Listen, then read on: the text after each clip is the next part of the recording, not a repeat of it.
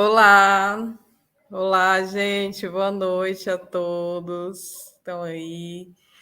É, Estamos aqui, né, para a gente começar a conversar sobre coxa de retalhos. Eu sou a Leila, Ceissa está aí do meu lado, desse lado, desse lado.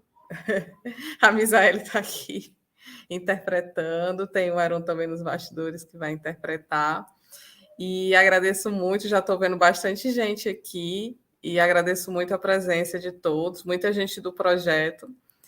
Então, a ideia dessa conversa hoje é que realmente seja uma conversa, tá? A gente está iniciando o Coxa de Retalhos, que é um projeto de extensão com apoio do PIBEX, e pretende ser um ateliê de leitura e produção de textos acadêmicos.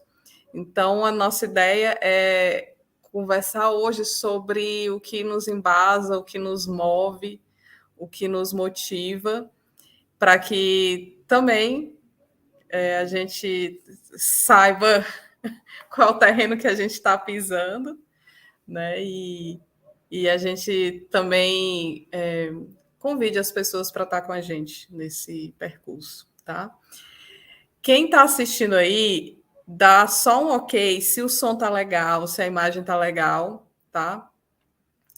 Dá um ok para a gente ir nos comentários. Deu um negócio aqui.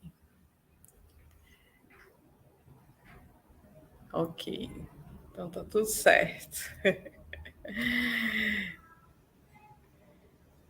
Pronto. Então, bom, tudo certo. Então vamos lá, vamos começar um pouquinho, tá? É porque, Jéssica, às vezes demora o StreamYard, né? A gente está no StreamYard, vocês estão no YouTube, então a gente está longe.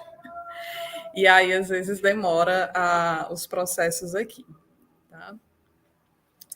Eu estava até, quando começou a transmissão, eu já estava rindo do comentário do Matheus. Já estou com meu pano para começar a costurar, porque quando eu comecei a ler, eu pensei assim, ele vai dizer, já estou com o meu pano para passar, né?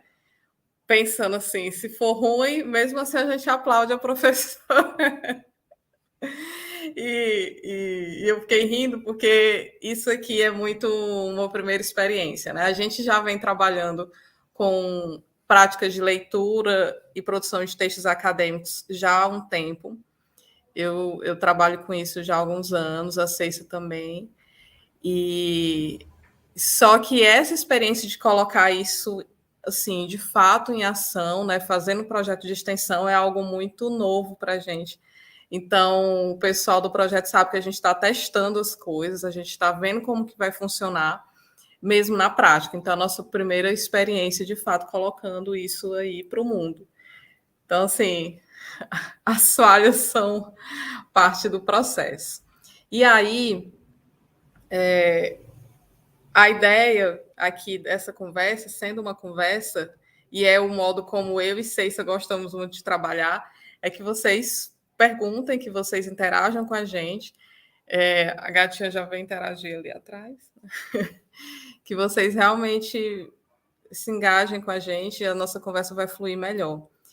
E aí, uma primeira pergunta que eu quero deixar para vocês, assim, uma pergunta que eu sempre tenho falado, assim, quando eu vou conversar sobre textos acadêmicos, é o que vocês sentem que é mais difícil quando vão ler ou produzir textos acadêmicos? Queria que vocês contassem aí no chat, a gente vai vendo se são as nossas mesmas questões aqui. Então, contem assim, sem medo, tá? Eu tenho a impressão que eu e Ceissa a gente sabe como é. Então, contem para a gente quais são as angústias de vocês em termos de leitura e produção de textos acadêmicos, certo? E aí a gente vai integrando aqui na nossa fala, tá? E aí, enquanto vocês conversam, quando vocês dizem aí o que acontece, né, na vida de vocês, na vida acadêmica, a gente vai começar, eu vou começar falando sobre essa costura, tá? como que a gente costura os textos acadêmicos, porque a gente trouxe essa imagem da coxa de retalhos, que está aí representado nessa imagem incrível que a Iana, que é nossa bolsista PIBEX, fez para a gente. E por que a gente, toda vez que está falando de texto acadêmico, a gente está falando de costura, tá? A ideia da coxa de retalhos, ela é uma ideia que muitas vezes ela surge vinculada a algo negativo. Vocês já viram isso? Sim? Tipo, alguém dizendo, olha, esse texto está muito ruim, está parecendo uma coxa de retalhos, sabe? Vocês já viram isso em algum lugar? Digam aí para mim também. Ó, a Lê disse, a Lê Alexandra, viu? A intimidade da orientando. Que a dificuldade é produzir textos acadêmicos, mas tem alguma dificuldade mais específica, né, Ale? Carol diz que os dois, eu imagino, daí produzir. Ivan fala que o problema é começar o primeiro parágrafo. Esse é um problema enorme. E nunca melhora, viu, Ivan? A notícia triste é que não melhora. Produzir um texto que tem alguma relevância. E aí, a gente, nesse caso, entra em coisas sobre o que é relevante, porque eu tenho falado muito, muito abertamente, inclusive, sobre os meus próprios processos de escrita, em que eu fico achando que as coisas que eu faço não devem ser publicadas porque não são relevantes. E aí, no projeto, a gente vai lidar com isso também. São questões que não têm a ver necessariamente com essa parte de relevância de assunto, mas às vezes uma relevância em termos de como que a gente considera que é o nosso lugar no mundo, assim, né? Nessa vivência acadêmica. Selecionar as referências. A gente vai falar muito no projeto de múltiplas fontes, né? Informações que vêm de múltiplos lugares. Então, isso é um ponto muito importante para a gente. O mais difícil é conseguir fazer uma boa análise dos dados, que é o mais fácil para muitos. É porque, Rebeca, acaba que a análise, em geral, a gente está assim, um pouquinho mais leve, né? Para a gente se colocar como autor. E quando a gente está no referencial teórico, que costuma ser a parte mais complicada, a gente está assim meio, eita, será que eu posso me posicionar aqui? Será que é um problema? Será que eu tenho essa vai ser isso, diz aí. Porque realmente esse comentário, como é que é uma conversa, gente, o negócio vai ser bem assim mesmo, a gente vai se costurando aqui, né, sem nenhum problema. E aí a Rebeca colocou um ponto que eu estava exatamente externalizando para uma pesquisadora que veio fazer uma entrevista comigo para a pesquisa dela, né, essa questão de relevância, a relevância de sessões. E a gente debatendo, e a gente chegou num senso comum entre nós duas, né, que quando a gente está nesse processo de pesquisador, principalmente iniciante, a gente tem uma preocupação muito grande de se debruçar no referencial teórico, porque parece que é a partir desse referencial teórico que ele vai demarcar se você é ou não é uma boa pesquisadora, sabe? Porque ali é onde você vai ter que teorizar, que você vai ter que externalizar aquela sua linha de pesquisa que você tá envolvida. E a gente é muito motivado a tentar entender como é que funciona ali aquele referencial teórico. E quando a gente vai para a sessão de análise, né, a gente se sente muito perdida porque não é algo que é motivado, né? Não tem um ingrediente, digamos assim, para como começar, né? Eu acho que foi o Ivan que colocou aí que é difícil começar o primeiro parágrafo, né? Quando eu estava fazendo, deixa eu só confirmar se é Ivan mesmo, Ivan. Quando eu estava fazendo as análises da minha dissertação, eu fiquei assim, e agora? Como é que eu começo? Eu faço o que exatamente aqui nessa sessão, né? Que é uma sessão primordial e muito importante, né? A cerejinha do bolo ali final do nosso trabalho. Então, eu acho que é muito disso, né?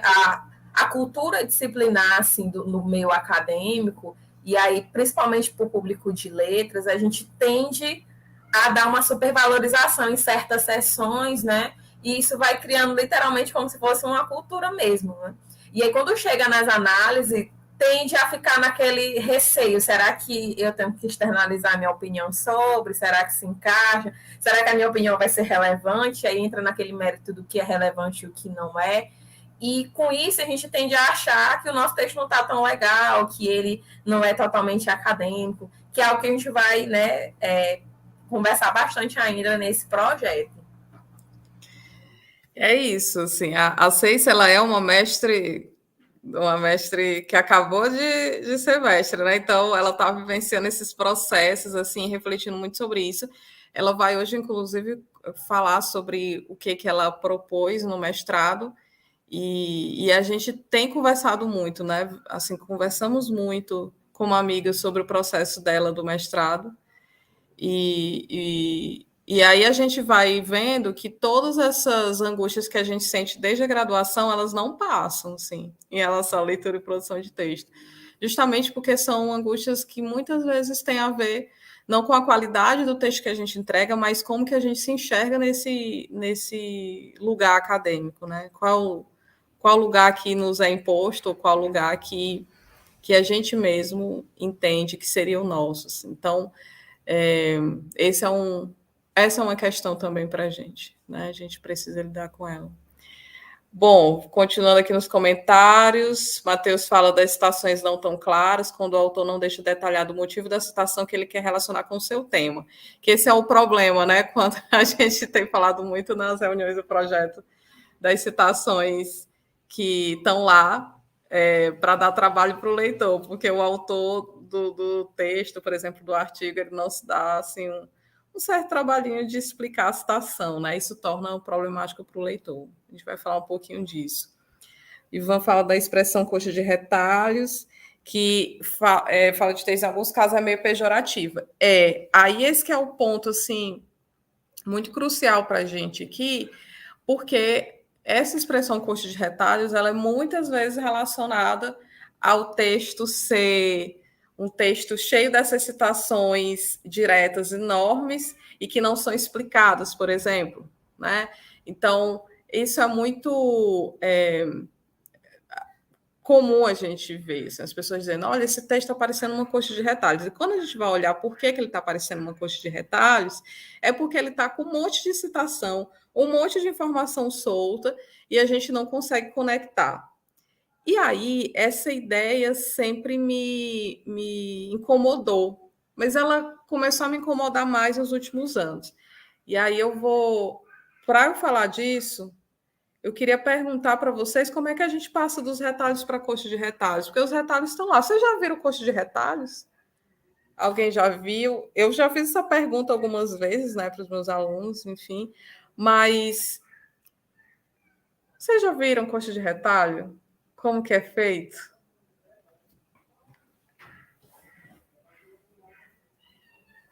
Deixa eu olhar aqui, né? Tá aí, Alexandre, Tiana, falando da coxa que já viram. Bom, o processo de coxa de retalhos, que está aí exemplificado, né, ou está representado, na verdade, nem exemplificado, mas representado na imagem na ilustração que a Iana fez, é uma imagem, o Matheus está falando que via da avó, é uma imagem para mim que se relaciona muito à minha avó também, né? Era uma imagem de organização, né? Então a minha avó recortava a partir das sobras de outras de roupas, ela tirava aquilo que era talvez um pedaço de tecido que fosse utilizável e ela organizava ao lado da máquina de costura as pilhas em cores e formatos, né? Tipos de cores e formatos. E aí eu ficava sempre pensando, quando eu via a coxa de retalhos pronta, é muito bonita, né? Em geral, a coxa de retalho é muito bonita, me encanta muito. E eu ficava pensando muito no processo. Eu ficava meio absurdada assim, bom, ela planejou isso? Como que ela planejou? Ficou tão perfeito? Se ela pegou retalho, como foi que isso aconteceu? Mas aconteceu uma coisa que é o planejamento, né? Ela planejava antes, ela pensava no que ela queria no desenho final. Então, ela já coletava os retalhos e já organizava os retalhos a partir do que ela queria como forma final.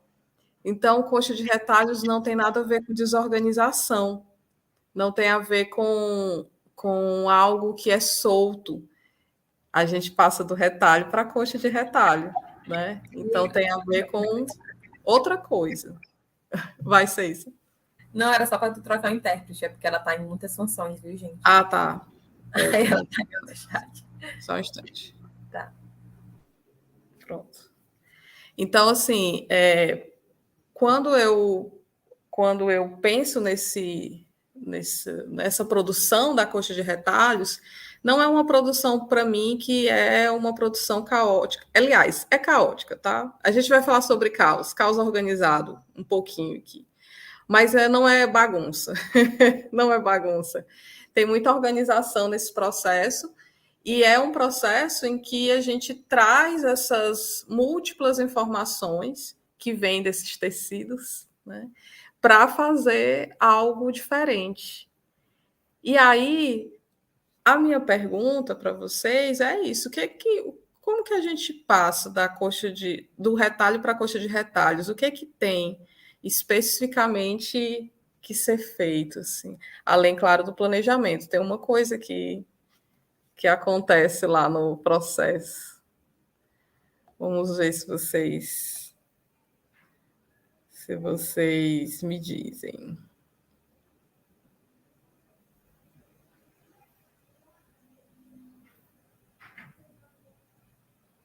Deixa eu voltar lá no Matheus, falou da escrita, a dificuldade é resumir os dados. O Matheus tem dificuldade de resumir os dados mesmo, gente. Eu posso atestar isso. O Matheus é me orientando também, mas isso é uma dificuldade que é parte do processo. Noelma fala, o professor de Direito Penal, que dizia que o Código Penal era uma coxa de retalhos. Bom, o Código Penal, ele tem... Eu nunca tinha pensado sobre isso. Não sei se ele dizia isso como uma coisa boa ou ruim, depois disse pra gente, não é? Se era pejorativo, melhorativo. Rebeca disse, na hora de produzir, sinto muita dificuldade em recortar o tema, sempre quero algo muito abrangente. Também é parte do processo, tá? A gente, em geral, começa com uma ideia mais abrangente, vai recortando, aí com o tempo a gente já vai indo diretamente. Está aqui o pessoal conversando, dando boa noite. Matheus falou, tem relação com o meu planejamento, com as minhas ideias. Uhum. São vários panos costurados até virar uma coxa grande. A costura, Jéssica está falando, de procurar coerência, o Alexandre está falando, escolha das peças, costurar as ideias, adequação do retalho em respectivo lugar até ganhar forma. Todo retalho pode ser aproveitado, mas depende para qual ideia. Então, uma coisa que foi aparecendo aqui é a costura, tá? Então, coxa de retalho precisa de costura, senão os retalhos ficam todos soltos lá e não se sustenta, né? E todas aquelas formas, aquelas escolhas, elas só acontecem para formar a coxa de retalhos quando tem costura.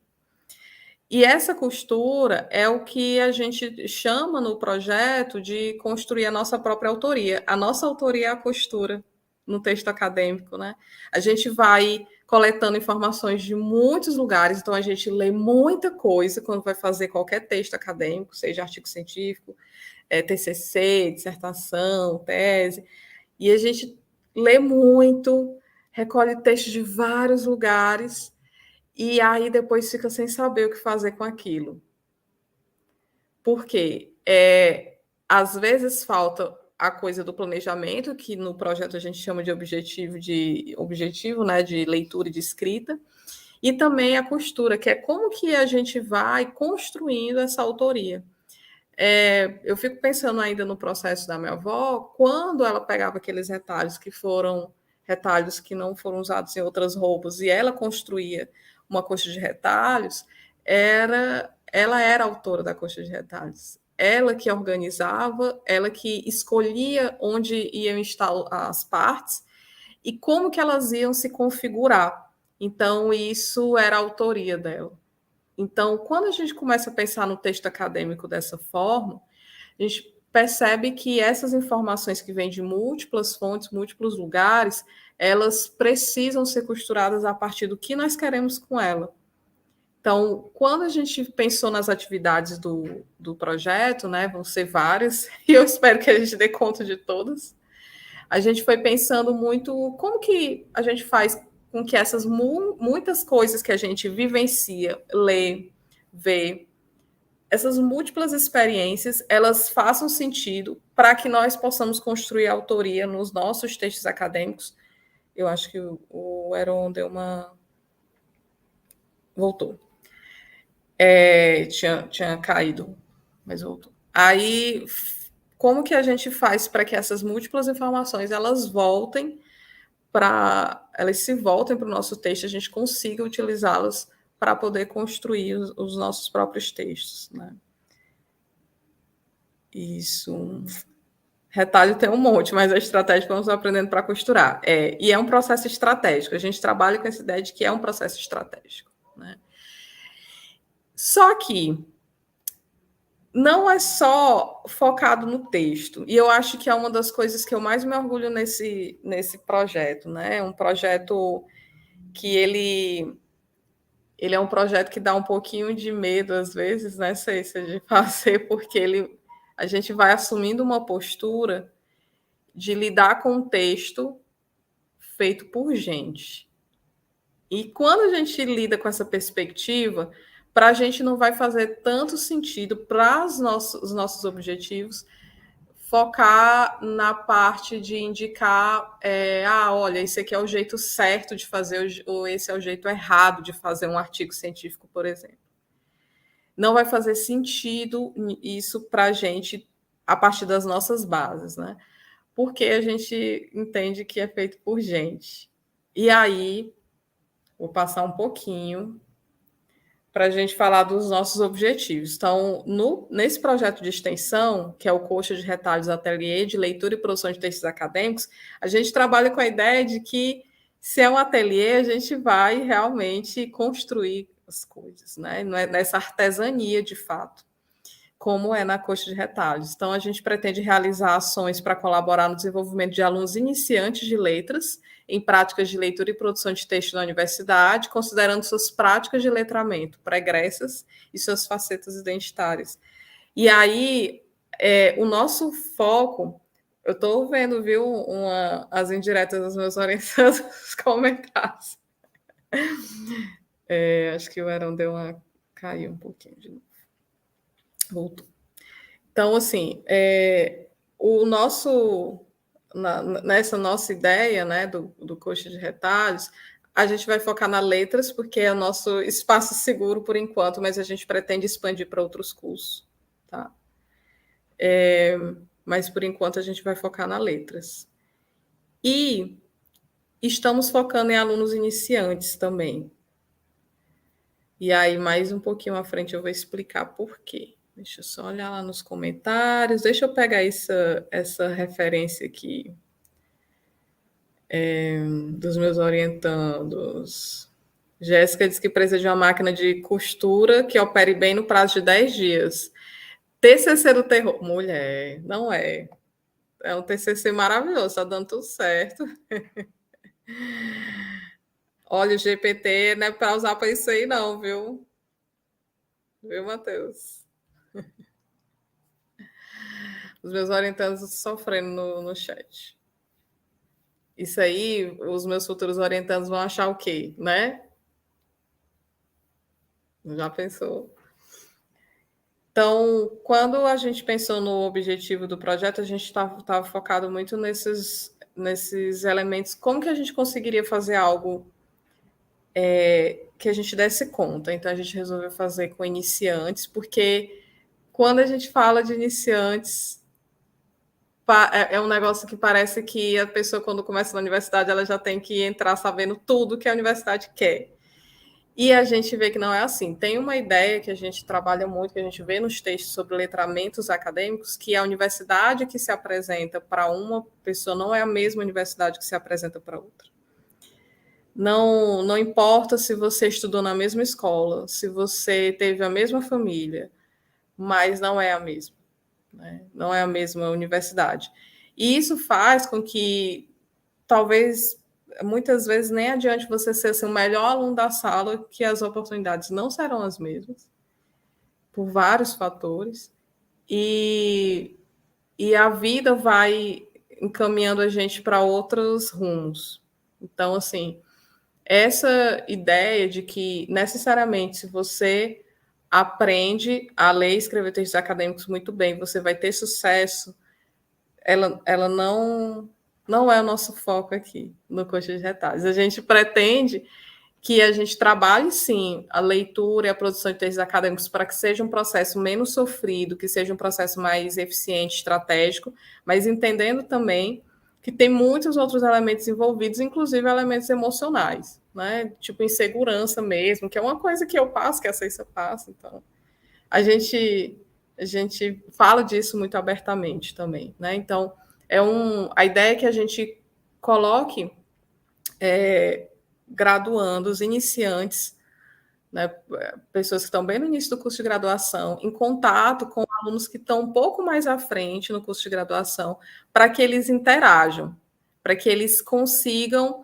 ali descobrir jeitos de se ajudar, principalmente quem já tem um pouco mais de experiência com quem tem menos. Na ideia de que o aluno que ainda está na graduação, mas já está um pouco mais à frente, às vezes ele consegue dar conta melhor dos anseios daquele iniciante do que nós, como professoras, que passamos ali por outros processos e já estamos um pouco distante dessa vivência. Então, a ideia é que a gente tenha realmente que a gente consiga aprender com pessoas que estão mais próximas da gente nessa experiência. Matheus fala da sensação que também que sempre queremos acelerar processos, ensinamentos, mas seria bom se tivesse o ensino médio, seria bom se tivéssemos mais contato com a academia, mas eu penso que devemos curtir o processo, deixar fluir. Emerson fala, a universidade se apresenta para alguns de forma dura, sim. Acho que quase todos, só que é diferente, né?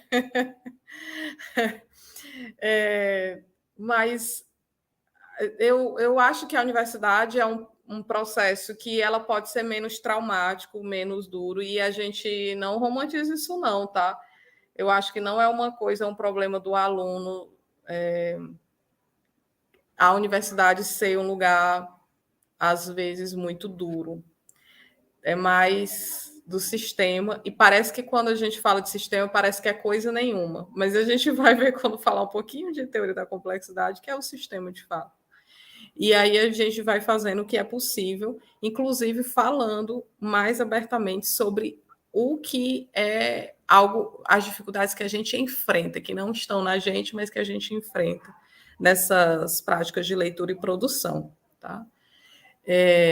Quando a gente toma consciência disso, que não é um problema nosso que está ali dentro da gente, que eu não sei ler e escrever mesmo, textos acadêmicos e tudo certo, quando a gente entende que não é isso. Isso tem a ver com algo muito maior, muito mais complexo. Aí a gente consegue, às vezes, ir fazendo o nosso caminho de forma um pouco menos sofrida, né? O problema é um sistema. Infelizmente, tá. Ana Clara dizendo. Mas depois pode assistir, tá, Ana? Não vai ficar ainda salvo. Bom, então, é esse os nossos objetivos. Aí eu vou falar um pouquinho para vocês as nossas bases, tá? A gente tem como bases teóricas, além da nossa própria experiência como professoras. Eu sou professora do Letras Libras. A maioria das pessoas que estão aqui, pelo que eu estou vendo nos comentários, é do Letras Libras da UFP. Tem muita gente do Letras Português, do Letras Francês, acho que do Letras Inglês também, que participam do projeto. Então já me conhece, mas eu esqueci de me apresentar, eu acho. Não é isso. Eu falei meu nome, mas eu não falei. Bom, eu sou professora de Linguística no Letras Libras da UFP. E eu pesquiso atualmente letramentos acadêmicos e fractais identitários, a partir da teoria da complexidade. Então, esse é o meu foco. Mas também eu escrevo poema e de vez em quando a gente faz umas coisas diferentes, tipo hoje a gente teve cinema. Então, os meus interesses são muito difusos, no sentido de. E também difusos não. Como é que eu explico? Eu entendo que tudo que a gente vai se interessando, assim, vai fazendo parte de quem a gente é, inclusive pode ir ajudando nessa nossa composição das nossas identidades acadêmicas também, né? Então, eu sou essa pesquisadora com interesses variados, que vão da linguística à literatura e com um monte de coisas ali no caminho. Cada vez mais, ao longo do tempo, eu vou entendendo que o meu lugar de fazer pesquisa e de fazer docência é no lugar que eu chamo de pesquisa e docência com afeto. Então, é como eu entendo e é como eu espero conduzir junto com a CEISA esse projeto, entendendo que é para ser. Dá para fazer, aprender, conhecer as coisas sem ser muito sofrido, né? Porque o processo em si ele já é complicado, mas dá para a gente fazer isso sem ferrar a cabeça das outras pessoas. Trocar intérprete daí. Trocar intérprete, vamos lá. Processo aqui. Agora é o Cláudio que entra.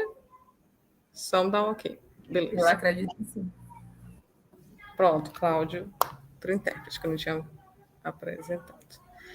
Bom, e aí as nossas bases, né? A gente tem o modelo de letramentos acadêmicos, que especificamente a gente trata das práticas de leitura e produção com textos acadêmicos, mais numa perspectiva de que a gente precisa entender que os textos acadêmicos eles servem a objetivos sociais, ideológicos, eles estão vinculados a relações de poder, eles não são simplesmente, olha, você chega aqui, você tem que aprender a fazer isso, porque assim você vai ter sucesso. As coisas são mais complexas que isso, elas têm relações de poder envolvidas, a universidade demanda coisas, a gente vai aprendendo muitas vezes o jeito de fazer dos nossos orientadores, muito naquela ideia de que se é essa pessoa que está me pedindo, é assim que eu tenho que fazer, como ela faz. Então, às vezes, o nosso processo de buscar qual é o nosso próprio jeito de produzir, né, academicamente, ele é um processo árduo, porque tem essas relações de poder aí muito fortes. Né? Então, é algo que, quando a gente trabalha com esse modelo, a gente vai entendendo. Não existe um jeito único de fazer as coisas, porque as pessoas não são únicas, as pessoas são múltiplas.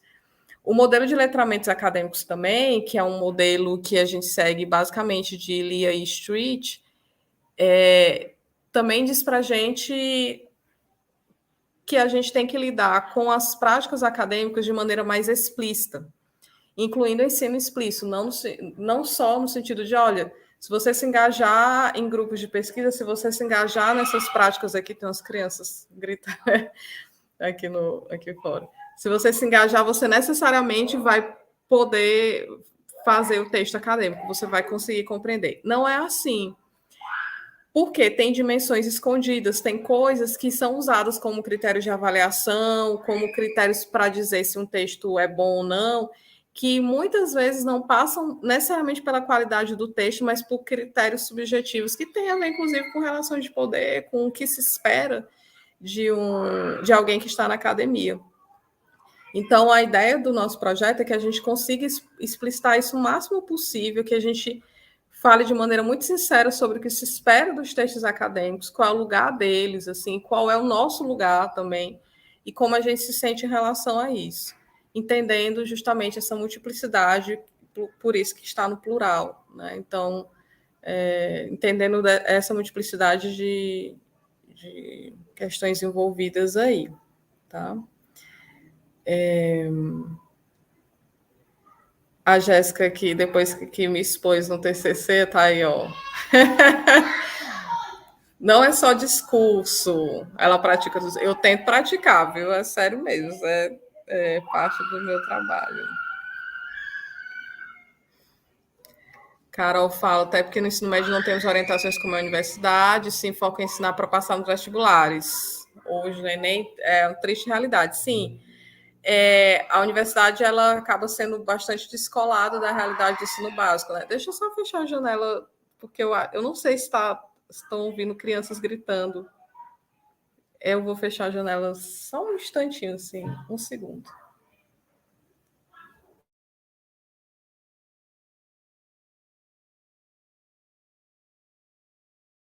E aí, Negonei, do nada. Gente, enquanto a Leila volta, só para enfatizar esse comentário que a Carol fez, né? Que essa questão do paralelo do ensino médio com o ensino superior. E aí é justamente, eu acredito que esse projeto de extensão, ele vai acolher justamente essas inquietações, né? Esse processo do ensino médio para o ensino superior, em que a gente vai acolher essas angústias, acolher essas dificuldades que a gente vai encontrando, né, durante todo o processo, e entender que essa nossa experiência, ela está também presente no nosso texto, e ela vai falar muito dentro do nosso texto também. Então, quando for na minha fala, eu vou enfatizar um pouquinho mais também essa questão das experiências pessoais e o quanto também ela foi relevante para o meu processo de escrita. Bom, pronto, conseguiu. Nunca tem crianças gritando, aí hoje elas estão gritando aqui na porta de casa, mas é sobre isso, né? A vida acontecendo que nos leva à teoria do caos da complexidade. Essa teoria, eu tenho trabalhado com ela há 2 anos, 2 anos. É a teoria que tem embasado muitos dos nossos projetos também, com a ideia de que as nossas vivências antes da universidade ou fora da universidade influenciam também o que a gente faz na universidade. Então, não tem como a gente desconsiderar as nossas experiências pregressas. E, infelizmente, muitas vezes a gente vê isso acontecendo na universidade, né? As nossas experiências serem desconsideradas.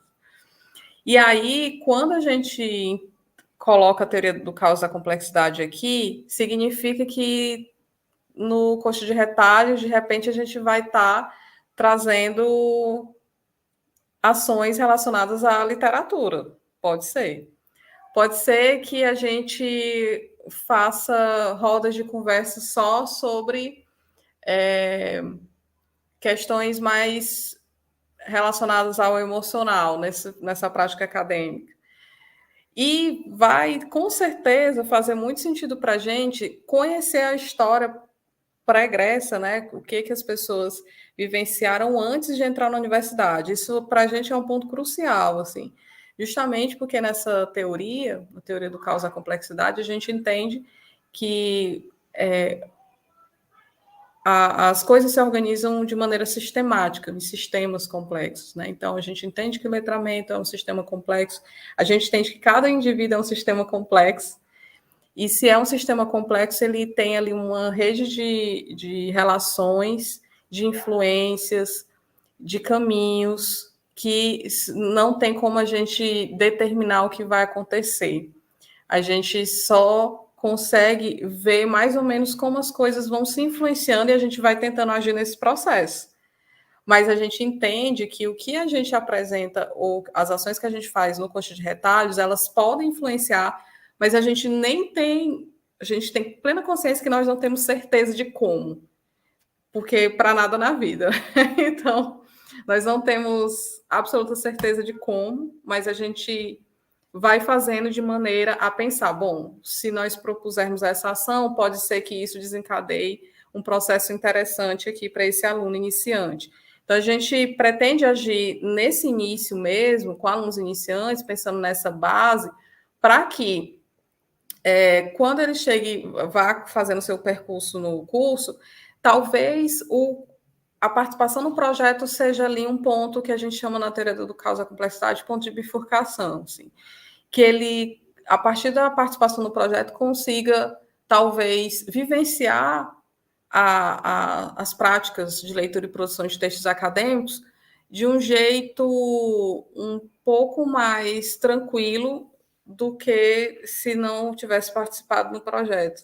Então, a gente tem essa pretensão de talvez ser ali um ponto de bifurcação, mas a gente não tem garantia de nada, não. Mas a gente está trabalhando para isso, né? A gente está realmente focando as nossas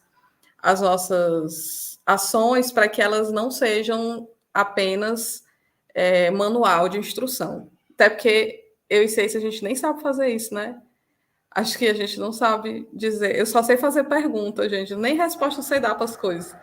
Então, Gente, eu não sei seguir plano de disciplina, porque vai uma coisa que, de repente, o público exige um outro formato, uma outra metodologia. Então, eu acho que um diferencial, né, dois diferenciais, na verdade, dessa nossa proposta de extensão. A primeira é, a nossa metodologia, ela não é uma metodologia de pesquisação, nem narrativa, nem etnográfica, nem nada disso. Ela é uma metodologia afetiva. Pronto, já começa por aí. A gente trabalha através desse afeto coletivo, em que, no final, essa coxa ela tem que estar do jeitinho que está aqui na imagem que a nossa monitora fez, lindíssima, né? E o outro é dessa abertura a propostas, né? A gente, claro que a gente tem toda uma organização, a gente tem toda uma ideia, mas a depender do que o público vai exigir naquele momento, a gente vai lá e diz, isso aqui não está legal. A gente vai reformular, né? E a gente também é muito aberto a ouvir as necessidades do nosso público, que eu acredito também que é outro diferencial, que se a gente for fazer esse comparativo de estar dentro de sala de aula na disciplina, a gente não tem muito tempo, a gente não tem muita abertura, a gente está preocupada com várias outras nuances que acontecem ali naquele contexto. E aí a coxa de retalho surgiu mesmo para a gente oportunizar também, né? As pessoas a se inserirem, não somente de engajar por engajar, né? Mas de ter um ambiente mais acolhedor, em que ele se torne um processo, não vou dizer que vai ser um processo simples, que agora a gente entrou aqui, a gente vai saber como escrever. Não, porque até hoje, se me perguntarem como me dá aí uma dica, sei dar dicas pontuais, alguma coisa do tipo, mas é muito de vida, sabe? De retalhos de vida que a gente vai se aproximando, que a gente vai se engajando, que a gente vai se inserindo dentro, principalmente do meio acadêmico, que é onde a gente está, que a gente vai aprendendo e se adaptando a muitos contextos, né? E isso vai resultar na nossa escrita, na nossa forma de ler, na nossa forma de produzir, né? Não tem aqui aquela cereja do bolo. E eu acho que isso é o legal do nosso projeto, né? Da gente chegar com as experiências que a gente tem, com as limitações que a gente tem, com a língua que a gente tem, porque também isso é um diferencial, né? Essa questão da nossa acessibilidade linguística, querendo ou não, porque a gente tem um público surdo dentro da universidade, que eles são barrados por vários outros, principalmente o linguístico e cultural, né, dentro dessas atividades. Então, também isso diferencia. Mas eu acho que o norte principal é essa metodologia afetiva, que nenhuma teoria, nenhum livro do melhor autor, né, vai estar lá enfatizando como é que tem que ser feita, porque isso tem que partir da nossa humanidade, né? E essa metodologia que eu escolhi, né, até fazer essa metodologia mais afetiva, foi o que me trouxe aqui também, tá em conjunto com a Leila nesse projeto, né? Porque dentro da universidade a gente já definiu que é um contexto que muitas vezes é duro mesmo. A gente não pode dizer que, nossa, é mil maravilhas, que é totalmente diferente do nosso ensino médio. Mas quando a gente é acolhido, né, é mostrado outras possibilidades, as nossas experiências, elas são validadas sim, elas são respeitadas também, e aí a gente tende a se moldar, né, para tentar também se encaixar na forma de escrever dentro da universidade. Eu acho que quando essas nossas experiências, de fato, elas são acolhidas e elas são materializadas também dentro do nosso texto, né, a gente se sente assim, nossa, eu tenho uma relevância, né, eu tenho uma relevância. E eu falo isso porque quando eu fui fazer a minha escrita... Leila, foi mal, vou falar aqui agora. Quando eu fui fazer a minha escrita, a minha introdução da minha dissertação do mestrado, eu fiquei assim, e agora?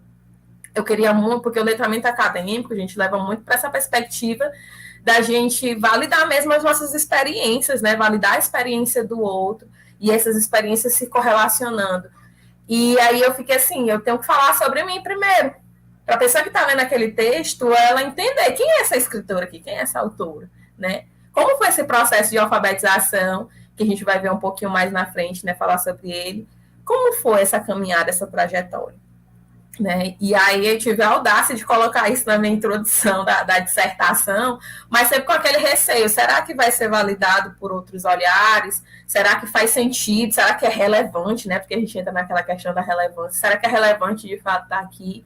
Mas para mim fazia muito sentido, né? Até porque foi uma estratégia, depois eu posso comentar mais sobre no decorrer aí da nossa coxa de retalho, da nossa coxa de extensão, mas é muito isso. Eu acho que a gente não pode deixar a nossa experiência de lado, né? Essa transição, como eu falei, do ensino médio para o ensino superior, é uma transição que é muito dolorosa muito, para a gente que está iniciando, né? Porque a gente quer tentar se adaptar, se adequar a todo custo ali naquele contexto da universidade, e a gente acaba abandonando muita coisa que é relevante também para o nosso desenvolvimento dentro, né, do contexto acadêmico. Então, eu acho que o curso de retalhos ele vai muito nessa perspectiva, né, de validar aquilo que o contexto acadêmico quer invalidar a todo custo, né, e principalmente o aspecto linguístico, falando já do público surdo também que está inserido dentro do nosso contexto.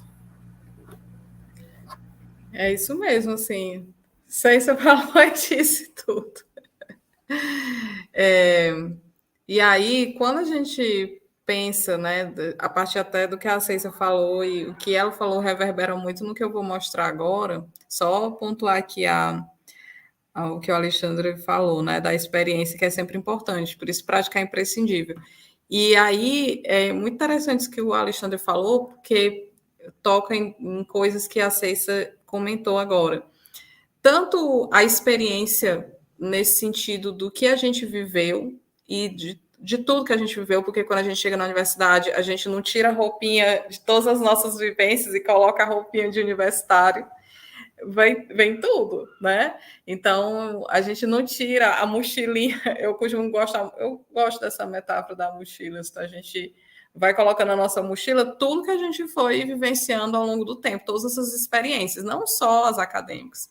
Quando a gente chega na universidade, a gente não está assim, sem nada na cabeça, não, sem nada de experiência no corpo. A gente está vivendo, já viveu muita coisa. E. Troca interna, Sheileira, só para Tá. Trocar, né? Agora é a Misaele que entra, certo? Só um instante. Espera aí. Pronto. Então, assim, a experiência, como essas práticas todas que a gente vivencia antes da universidade, fora da universidade, elas estão lá na nossa mochila, elas estão lá no nosso corpo, nas nossas vivências, no nosso sentir. Então, a gente precisa colocar elas em prática. É um processo que, sim, não tem como a gente descolar dos afetos. A gente deixa, às vezes, de publicar um texto, não é porque o texto não está bom, é porque a gente acha que o nosso texto não é relevante, que a gente não é relevante. E, assim, quando a gente diz assim, o nosso texto não é relevante, às vezes é a gente achando que a gente não é relevante. Então, isso mexe com afetos também. E o Alexandre falou da prática. E aí, isso é um ponto crucial para a gente. Assim, como a gente escolheu trazer um ateliê, a prática vai ser fundamental nas nossas ações, né? A Cêcia vai falar sobre isso daqui a pouquinho. Então, o foco vai ser na prática, porque a gente precisa mobilizar essas nossas estratégias para a gente descobrindo como é, inclusive, o nosso próprio jeito de fazer as coisas. Então, essas duas palavras me chamaram a atenção. Deixa eu ver, Mateus. A academia em geral não incentiva a praticar, mas os projetos que estão inseridos na universidade nos incentivam a praticar, como ICV, PIBIC, e entre outros projetos de pesquisa, que são formas, de fato, de praticar pesquisa na universidade. Né? E aí, essa partezinha da minha fala eu vou concluir colocando uma citação aqui, que tem a ver com as nossas bases, a citação de Zavala, que é uma autora que é muito importante assim, nesse percurso todo. Ela diz: as pessoas aprendem na prática, mas não no sentido de um exercício mecânico, mas no sentido de atividades que acontecem no mundo e por meio das quais se forjam identidades e pertencimentos em coletividades. Os sujeitos são feitos e se fazem nessas atividades juntamente com com quem compartilha objetivos, interesses, compromissos, recursos, conhecimentos e habilidades. Em outras palavras, as pessoas se tornam certos tipos de sujeito por meio de certas formas de participação no mundo. Então, isso está muito na base do que a gente entende para o nosso projeto. As pessoas em colaboração, compartilhando suas dores e também suas estratégias, né, os seus movimentos e seus afetos, na busca dessa construção desse caminho acadêmico, mais do que uma prática de leitura e produção de textos acadêmicos, mas é desse caminho na universidade. A gente entende que não tem como a gente descolar disso, a gente precisa saber quem são as pessoas para colaborar no processo delas de letramento acadêmico, né? E aí, eu fecho com essa citação, e essa citação direciona o que a Ceissa vai conversar com vocês. Aí, no finalzinho, eu volto apresentando as nossas ações, tá? O que a gente já colocou como ações previstas. E então, Ceissa.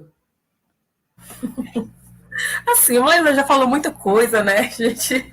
Vamos só complementar algumas informações, tá, gente? Então, me chamo Conceição, mas vocês podem me chamar de Ceissa, tá? Eu sou é porque eu estava tão acostumada a dizer que eu sou professora da UF. Atualmente eu sou intérprete de Libras no IFP Zona Sul, tá? Mas já fui professora temporária da universidade, meu contrato terminou recentemente, foi aí onde eu tive a oportunidade de estar inserida assim, em práticas que foi uma experiência gritante, muito boa para mim, por isso que eu falei que às vezes eu não gosto de seguir, né, que realmente está no script, porque a gente vai mudando assim, a gente vai se revoltando por algumas coisas, né, e vai tentando mostrar a nossa revolta por meio das nossas diferentes metodologias. Atualmente também, recentemente, né, na verdade, eu defendi a minha dissertação, então já finalizei o mestrado, está com pouco tempo, então assim, eu estou ainda com meu sanguezinho cheio de lapadinha, né, que a gente tem nessas experiências acadêmicas, está muito recente, né, mas foi um percurso em que eu falei para vocês anteriormente, né, um percurso que é sofrido, mas também que eu encontrei muito afeto. Por isso que eu falo, a metodologia não vai ser isso, não vai ser aquilo. Não é que a gente não vai usar a metodologia, tá, gente? As metodologias teóricas. Mas eu falo de uma forma mesmo geral. Eu acho que o afeto foi o que me salvou durante esse percurso. O afeto foi que fez eu criar uma estratégia, né, para estar coletando os meus dados e auxiliando, que meu público era surdo, né, no tempo que eu fiz a coleta de dados. Então, foi o que me salvou realmente, de fato, foi esse afeto. E aí, o que eu posso falar mais sobre a minha pessoa? Nada, né? Porque eu sou isso e vocês vão ter a oportunidade de conhecer mais sobre a pessoa, zoadenta. Vocês têm sorte de não estar no presencial, mas eu sou um pouco barulhenta, tá? Leila, tu pode aí só compartilhar meus slides. Eu fiz os slides aqui só para a gente se nortear um pouco, tá, minha gente? Mas, né, não vai ser coisa gigante, não. Até porque a gente também já está aqui com 7 horas da noite, né? E a gente ainda tem um pouquinho de informações relevantes para estar falando para vocês. E aí, neste primeiro slide, como eu falei para vocês anteriormente, essa coxa de retalhos faz muito lembrar de vida também, né? Por isso que eu risquei o nome texto, como costuramos textos acadêmicos, mas botei assim, como costuramos vidas, né? E aí vocês podem observar nas imagens, eu tentei deixar lúdico, porque eu tenho um público surdo, eu fiquei assim, gente, para os meninos entenderem aqui também como é o negócio, né? E aí a gente pode ver que tem várias carinhas, né? Uma carinha assim mais, parece ter uma mais experiência, né? Essa mocinha do cabelo azul aqui embaixo, parece aquela pessoa mais, nossa, eu tô aqui, tem uma experiência, né, já há muito tempo dentro desse contexto. E aí a gente vai vendo várias expressãozinhas. Essa expressão do meu, com certeza, são os orientandos da Leila no TCC. Já está aí, ó, a lágrimas, choro, ranger de dentes, né? E aí a gente pode perceber que dentro desse contexto acadêmico, né, dentro dessa coxa de retalhos, a gente vai costurando de fato vidas, né, vidas que vão se entrelaçando, experiências que vão se mobilizando ao decorrer, né, dessa junção, dessa união, e a gente está de fato aqui para mostrar para vocês que a dificuldade não é só sua, o medo não é só seu, a insegurança não é só você que sente, né? Todos nós sentimos. Para estar aqui agora nesse momento, por exemplo, eu fiquei assim, gente, eu não vou não. Gente, é muito complicado, não vai dar certo.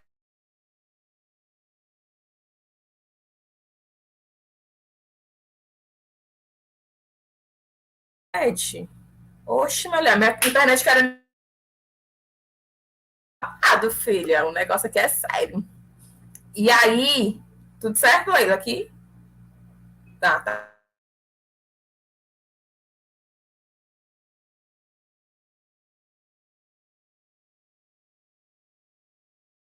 Socorro, Deus.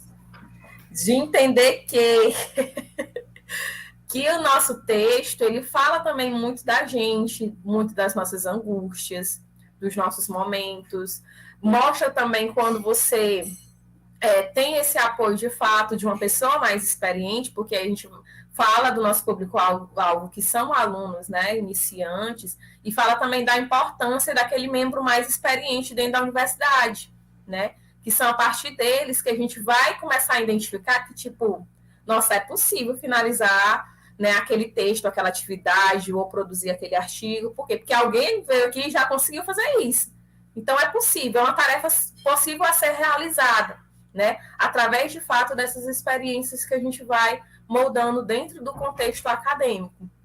E uma coisa que eu acho muito interessante, principalmente de cursos de extensão, né? E quando a gente tem a oportunidade de vivenciar isso presencialmente agora, depois da pandemia horrível, é que a gente tem a oportunidade de ver as pessoas e de compartilhar, né, essas angústias com as pessoas que estão ali no mesmo nível que a gente.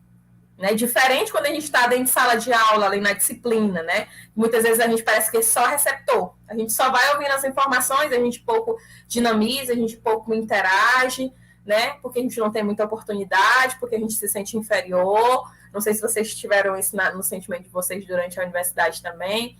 E quando a gente está nessa oportunidade de estar num ambiente em que a Leila diz assim, ó, é isso, eu também não sei. Ó, esse texto que vocês estão vendo aí, que vocês estão dizendo que tá mal feito, que não tem o nome do autor, foi eu que fiz. Vocês estão vendo como é que eu escrevia antes? Vocês estão vendo como é o processo? Vocês estão vendo que vocês têm que respeitar também esse processo de vocês? Então, tudo isso vai interferir no seu texto. Formalidade, de coisa estrutural bonitinha, não. Tem todo uma vida, né, por trás daquela materialidade final. E a gente lida muito com os processos. Por isso que a Leila fala, diz assim, ó, a gente não está muito preocupado. Não é que a gente não vai ver nada de teoria, tá, gente? Mas a gente não está muito preocupado em gastar o nosso tempo falando sobre teoria. A gente quer gastar o nosso tempo entendendo como é que as pessoas conseguem se desenrolar, sobreviver dentro dessa universidade para criar esses textos. Né? Porque muito dos textos que a gente vai criando não é porque a teoria literalmente deu aquele suporte ali de início. Muitas vezes a gente vai criando estratégia que a gente nem sabe o que é, mas vai criando ali nas nossas experiências, no nosso contato com mais experiente, e a gente vai desenrolando. Tá? Então, a coxa de retalhos, ela traz muito essa perspectiva mesmo das vivências, das experiências e da prática. A gente vai muito nesse contexto da prática, tá?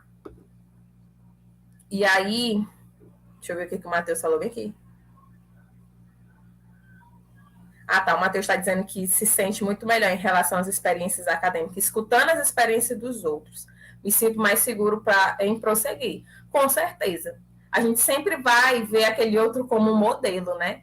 E aí a gente começa também a validar até as nossas pequenas evoluções que a gente vai tendo no contexto, nos textos, né? E aí, a partir desse outro, a gente vai tendo mais coragem, digamos assim, para dar continuidade em um contexto que já é tão duro. Estou aprendendo que não aprendemos a escrever e a ler sozinhas, precisamos consequentemente. Né? E, infelizmente, o contexto acadêmico, muitas vezes, ele é muito individualista, né? A começar por nós mesmos, tá?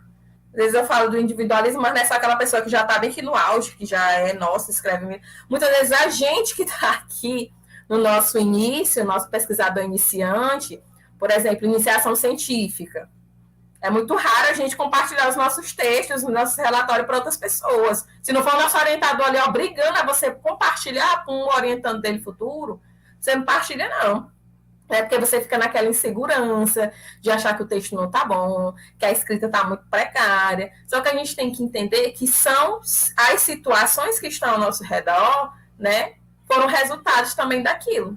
Por exemplo, Quando eu qualifiquei minha dissertação, meu Deus do céu, eu não sei nem como foi que a Leila teve coragem de ler um texto daquele. Porque eu fiquei assim, meu Deus, como é que dá um texto desse aqui? Como é que as pessoas me passaram isso? Só que o contexto da minha vida, naquele momento, estava uma loucura, tive perdas na família, doença e tudo mais. Então, assim, a banca compreendeu tudo aquilo, né?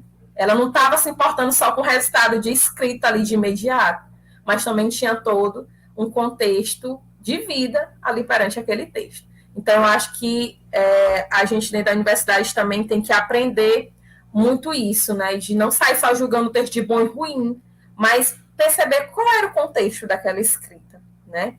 Então, deixa eu ver, a Ana botou aqui, às vezes pensamos que o texto está lindo e quando outra pessoa lê, achamos vários erros ou excesso de informações. Pois é, aí aqui um diferencial na corte de retalhos é que a gente vai aprender a dar o nosso texto para o coleguinha para ele ler. Porque a partir do momento que eu dou meu texto para outra pessoa ler, consequentemente, ela vai perceber e ela vai agregar naquele meu texto, tá? Porque as nossas, aí eu vou falar até um pouco, já estou até antecipando, mas lá na frente eu vou falar sobre orientação. E aí eu acho interessante esses modelos de orientação em que a pessoa nos ensina, vai nos mostrando, né, na verdade, onde é que a gente pode melhorar no nosso texto. O que ele tem que não está tão legal assim que pode ser modificado? O que pode ser acrescentado, né? É um modelo de orientação que a gente vai ver também dentro do curso de retalhos. E aí, só para a gente passar, dentro da minha pesquisa de dissertação, e também é algo que a Leila sempre fala assim, a coisa de retalhos é pegada no que a César já fez. Eu fico, meu Deus, que responsabilidade enorme, Senhor. Como é que eu posso, uma mera pessoa que acabou de sair do forninho, já tem uma responsabilidade imensa de ter um aspecto metodológico, porque foi uma experiência particular minha para estar aí no mundo, né? E aí eu digo, pô, bora. Se deu certo aqui comigo, então vai dar certo aí no decorrer da nossa vida. Até porque essas experiências que vão acontecer no curso de retalho são muitas experiências que tanto eu como a Leila, principalmente, já faz dentro de sala de aula. E aí a gente falou assim, vamos oportunizar outras pessoas que não estão aqui dentro desse contexto do Letras Livres a também a ser inseridos, a complementar diante das suas falas, diante das suas citações, a agregar também conosco, né? Até porque a gente fica muito naquele só no nosso quadradinho, né? E às vezes falta essa integridade, de fato, com os outros alunos. Enfim, dentro da metodologia que eu usei na minha dissertação, né, que eu fiz com as minhas sujeitas de pesquisa, foi uma metodologia proposta pelas ações de Navarro, também que trabalha a respeito do letramento acadêmico, na minha pesquisa acerca do letramento acadêmico, né, as práticas de letramento acadêmico. E aí eu tive que pensar, a partir dessas ideias de Navarro, como eu adaptar o ensino de um gênero específico, que no caso era o gênero resenha, como ensinar para as minhas alunas, né, como produzir aquele gênero.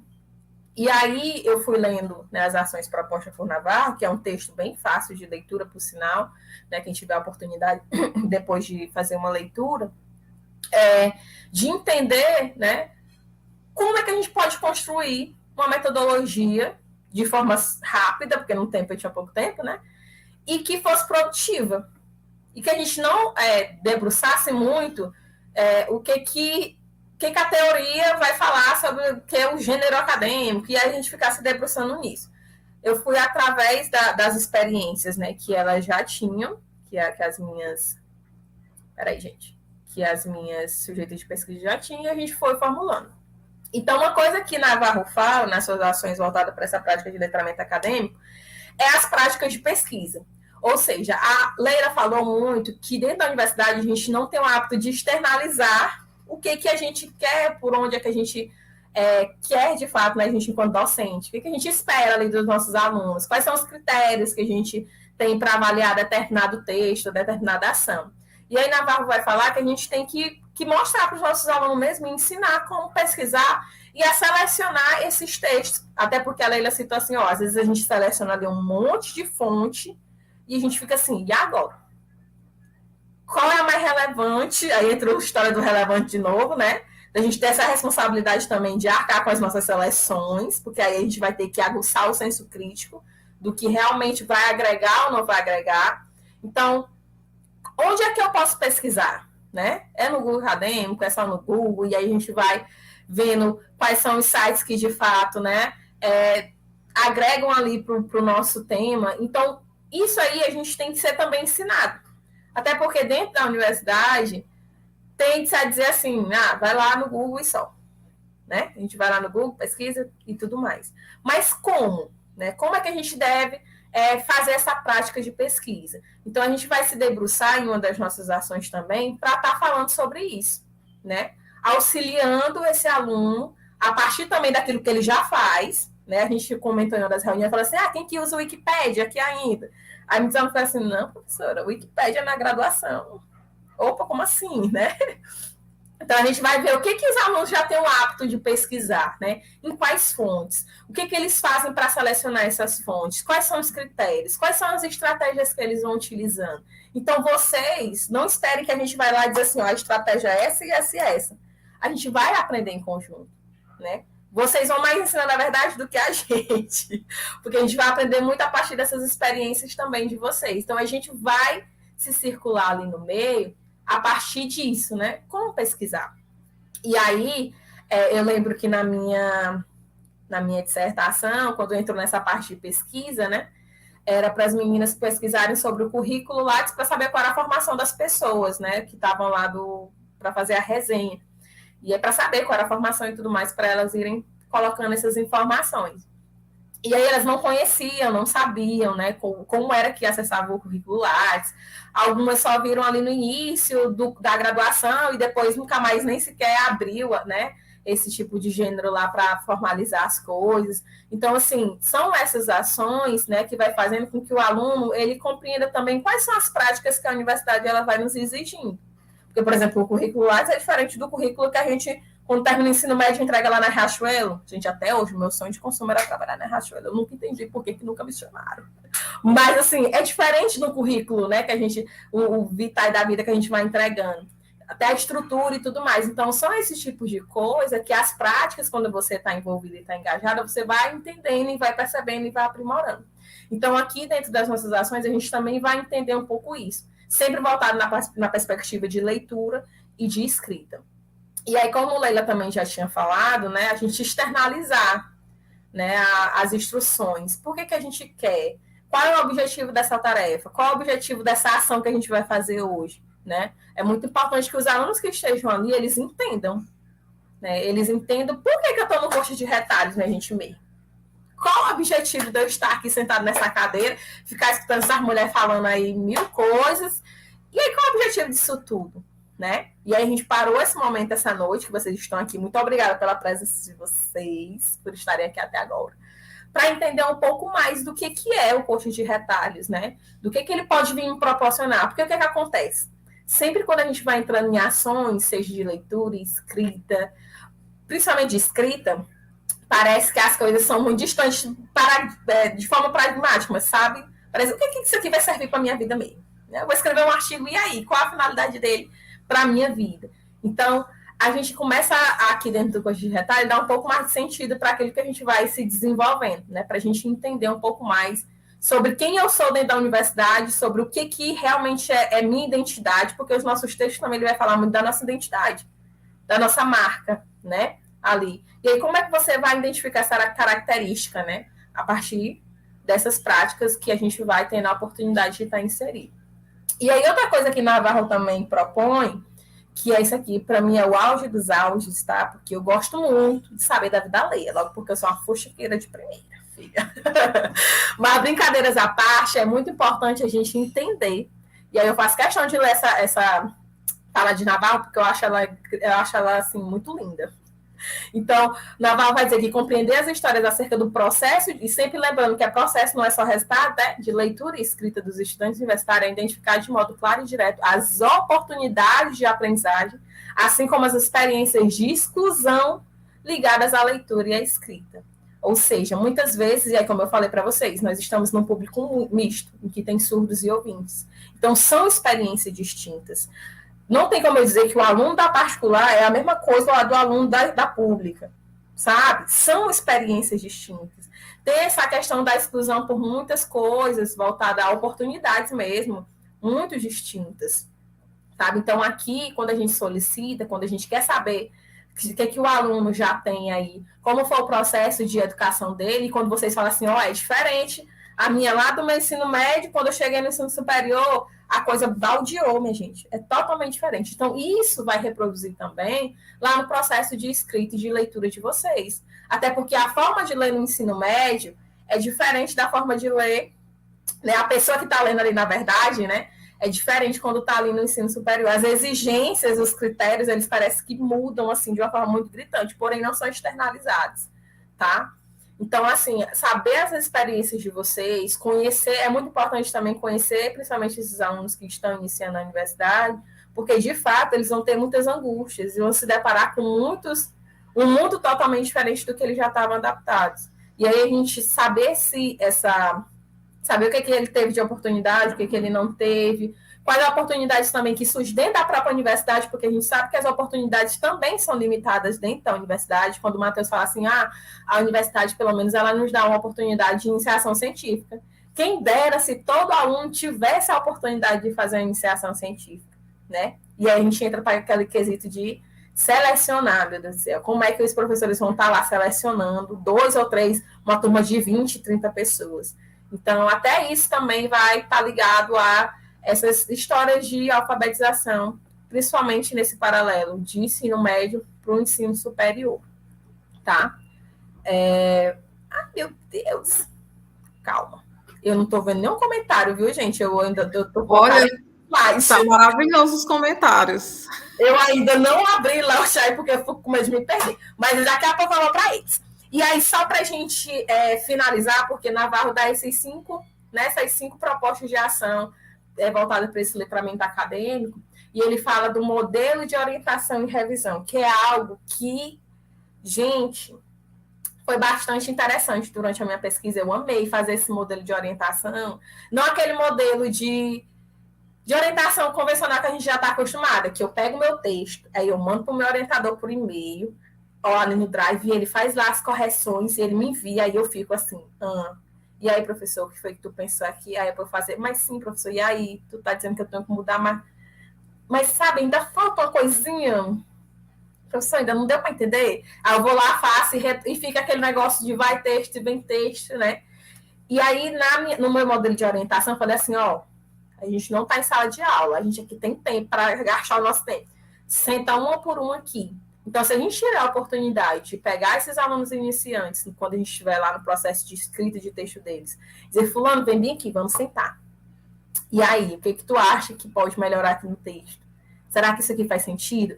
E aí entra algo interessante, que a gente fala de processo de mediação, que não é chegar e dar as respostas para o teu orientando, né, naquele momento, dizer assim, isso aqui tira, isso aqui coloca, isso aqui acrescenta.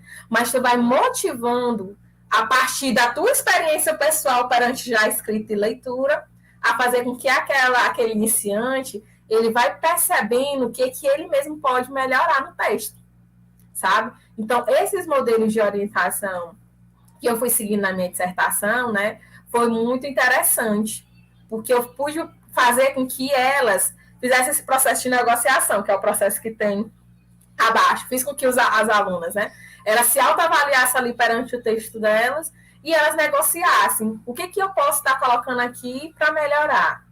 Professora, será que isso realmente é importante? E aí a importância também dos mais experientes na vida, desses alunos que estão iniciando. Por isso que é sempre bom a gente fazer esse paralelo, não ficar só letras livres, mas a gente conseguir abarcar também outros grupos, né, outras pessoas. E aí eu vou falar de uma experiência que eu tive recentemente, de novo com a menina lá que estava me pesquisando, que aí ela me perguntou assim, Cência, enquanto tu estava no teu processo de iniciação científica, quem era a pessoa, quem era o membro experiente para ti? E eu sou da primeira turma. E a Jéssica não adianta ficar chorando aí, dizendo que é porque eu não tinha uma estrutura. Eu não vou falar da estrutura, viu, Jéssica? Mas eu vou dizer que, como era da primeira turma e a gente era um curso novo, eu não tinha, além da minha orientadora naquele momento, uma pessoa mais experiente para eu recorrer. Um aluno, sei lá, dos quintos, não tinha.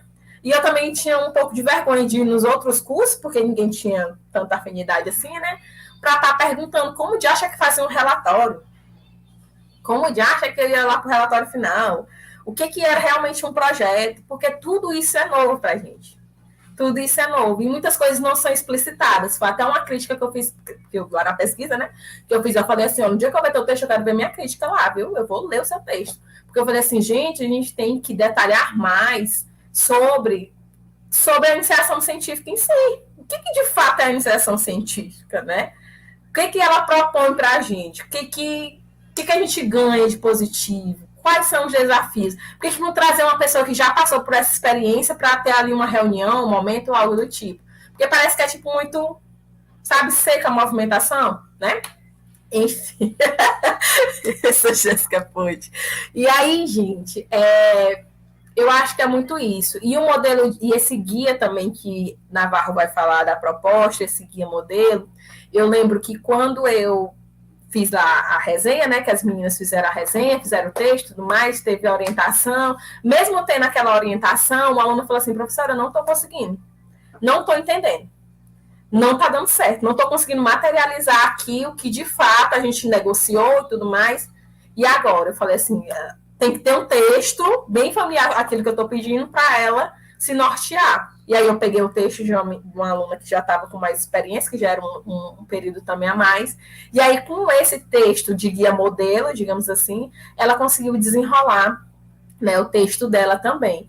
Então, assim, essa colaboração de fato ativa, que Navarro vai falar também, né, que os nossos alunos, que os futuros inscritos também na coxa de retalho, vão fazer essa movimentação, ela é muito importante por quê?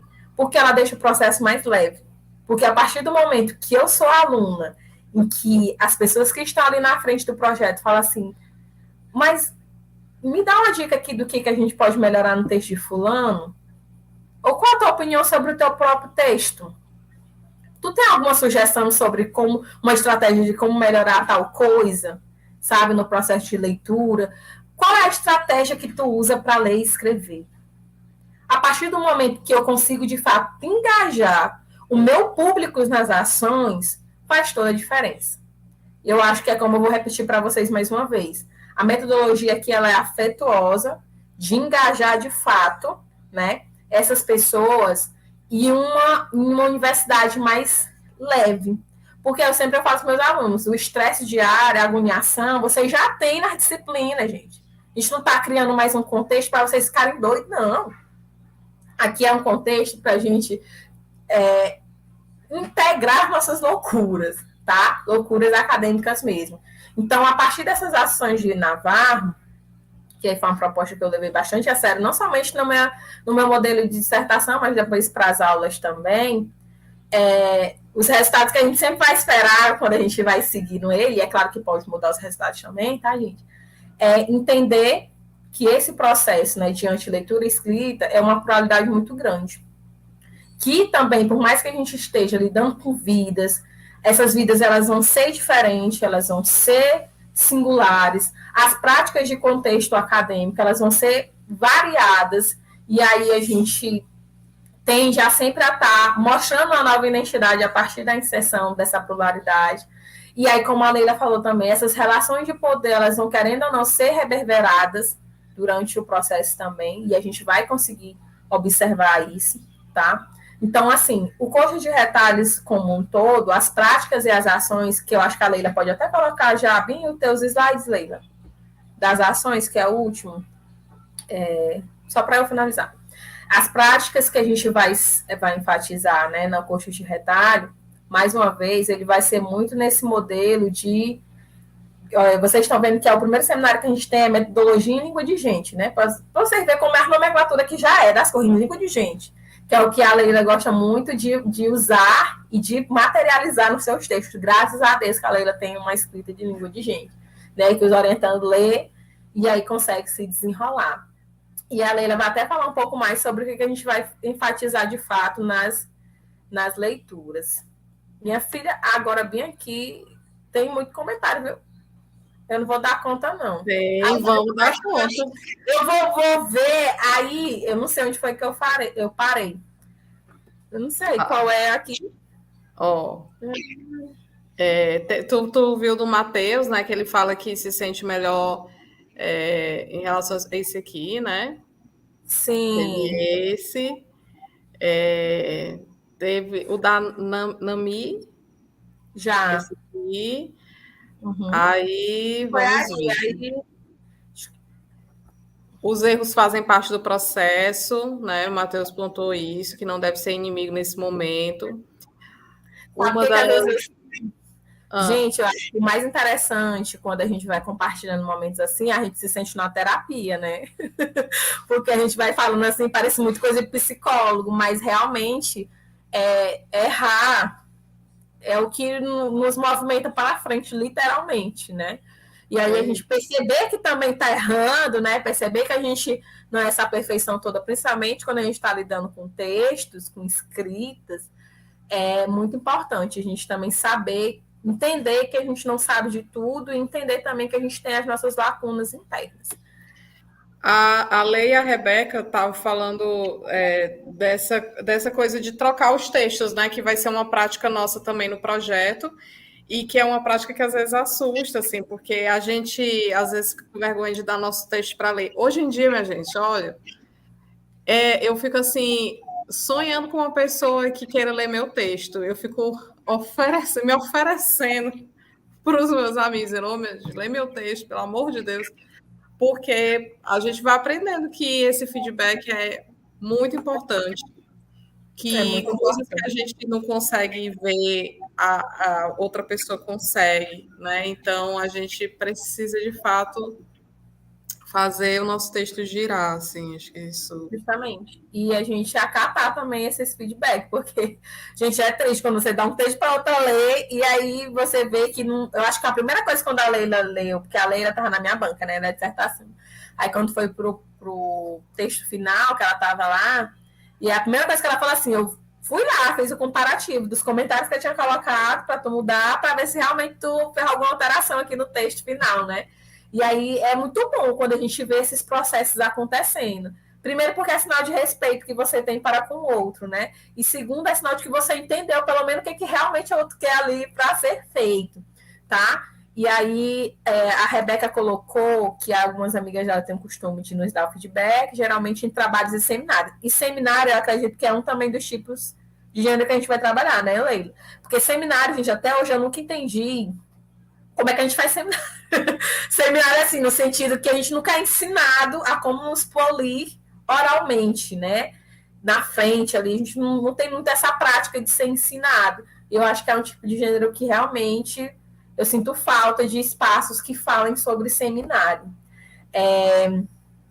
A Rebeca tá falando que se sente péssima em relação à escrita acadêmica dela, e aí eu sempre falo que, gente, esse sentimento a gente se sentir incompleto, de não se sentir perfeito, eu acho que ele é algo que a gente vai carregando, mas aí chega um tempo que a gente vai entendendo que essa perfeição a gente não vai atingir, então a gente tem que botar a boca no trovão e o texto para o mundo, né? E aí por isso que é importante a questão de ter o outro, esse olhar mais experiente perante o nosso texto, porque aí é onde a gente vai ver as nossas lacunas de escrita. E aí a gente também vai perceber, quando a gente tem esse membro experiente, a gente vai pegando ele como um guia modelo. Né? Eu lembro muito que eu ficava assim. Lembra que eu falei para vocês que eu usei lá na minha introdução a minha história de vida, né? A minha alfabetização acadêmica. E aí eu falei para vocês foi uma estratégia. Por quê? Porque eu vi que as pessoas que estavam na minha banca, que não era a Leila, era a Leila, mas tinha outra professora, né? Ela já tinha orientados, e eu fui ver os textos dos orientandos dela, e tinha essa questão recorrente nos textos. Eu falei assim, claro, querida, a gente também tem que ser estratégico nesse mundo acadêmico. Então, isso faz sentido para ela. Ela que vai ser o meu leitor, e futuramente também os orientandos dela, que com certeza ela pode utilizar esse texto para outros, vão ser os futuros leitores. E aí, através desse modelo, através das pessoas mais experientes, o que vira recorrente também dentro da área, a gente vai se adaptando a isso. A gente vai se adaptando à escrita, e aí a gente vai criando, como eu falei para vocês, muitas vezes na academia a gente vai criando estratégias ali para tentar sobreviver, né? E vai criando estratégia para tentar se adequar, porque, como a gente falou, a gente tem muito esse processo de ficar se adequando, né, dentro da universidade, para tentar se adequar àquilo que é mais recorrente a ela, a essa prática, né? E deixa eu ver aqui E o que. só pontuar isso também, né? Que às vezes a gente pede para o colega ler o nosso texto, e o colega faz as críticas, e a gente acha que o problema é pessoal. E esse é o problema é achar isso, né? Que é pessoal e não. Hoje eu estava assim, pensando muito que quando eu coloco um texto para outra pessoa ler e esse texto não vem com muitas coisas para mexer, eu fico meio triste. Eu falo, poxa, mas devia ter mais coisas para eu mexer, né? Porque a gente vai entendendo que ela é uma leitura, é um privilégio ter alguém que leia nosso texto, e isso não tem a ver com se a pessoa gosta ou não da gente, né? E aí o Matheus está pontuando aqui também de que hoje em dia ele aceita quando o texto dele volta para corrigir, né? Porque antes ele ficava triste. Mas sempre aquela badzinha, né? Que a gente fica assim, meu Deus, será que eu não fiz nada que preste aqui nesse negócio? E aí, que a Rebeca falou, a Rebeca botou entre aspas, né? Vale, essa menina está na universidade por conta da escrita. E a gente que é da área de letras ainda tem esse peso maior socialmente, né? Porque, tipo assim, meu Deus, uma acadêmica de letras não sabe escrever. E eu indo lá para o meu Google para saber se sessão é com S, SS, com qual tipo de sessão que eu vou utilizar.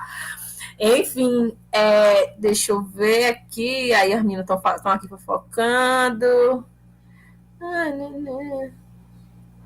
Estão falando da fofoca acadêmica, que é uma coisa que a gente vai trabalhar na primeira oficina, viu? Fofoca acadêmica? Fazer os autores se brigarem dentro do texto para depois fazer as pazes.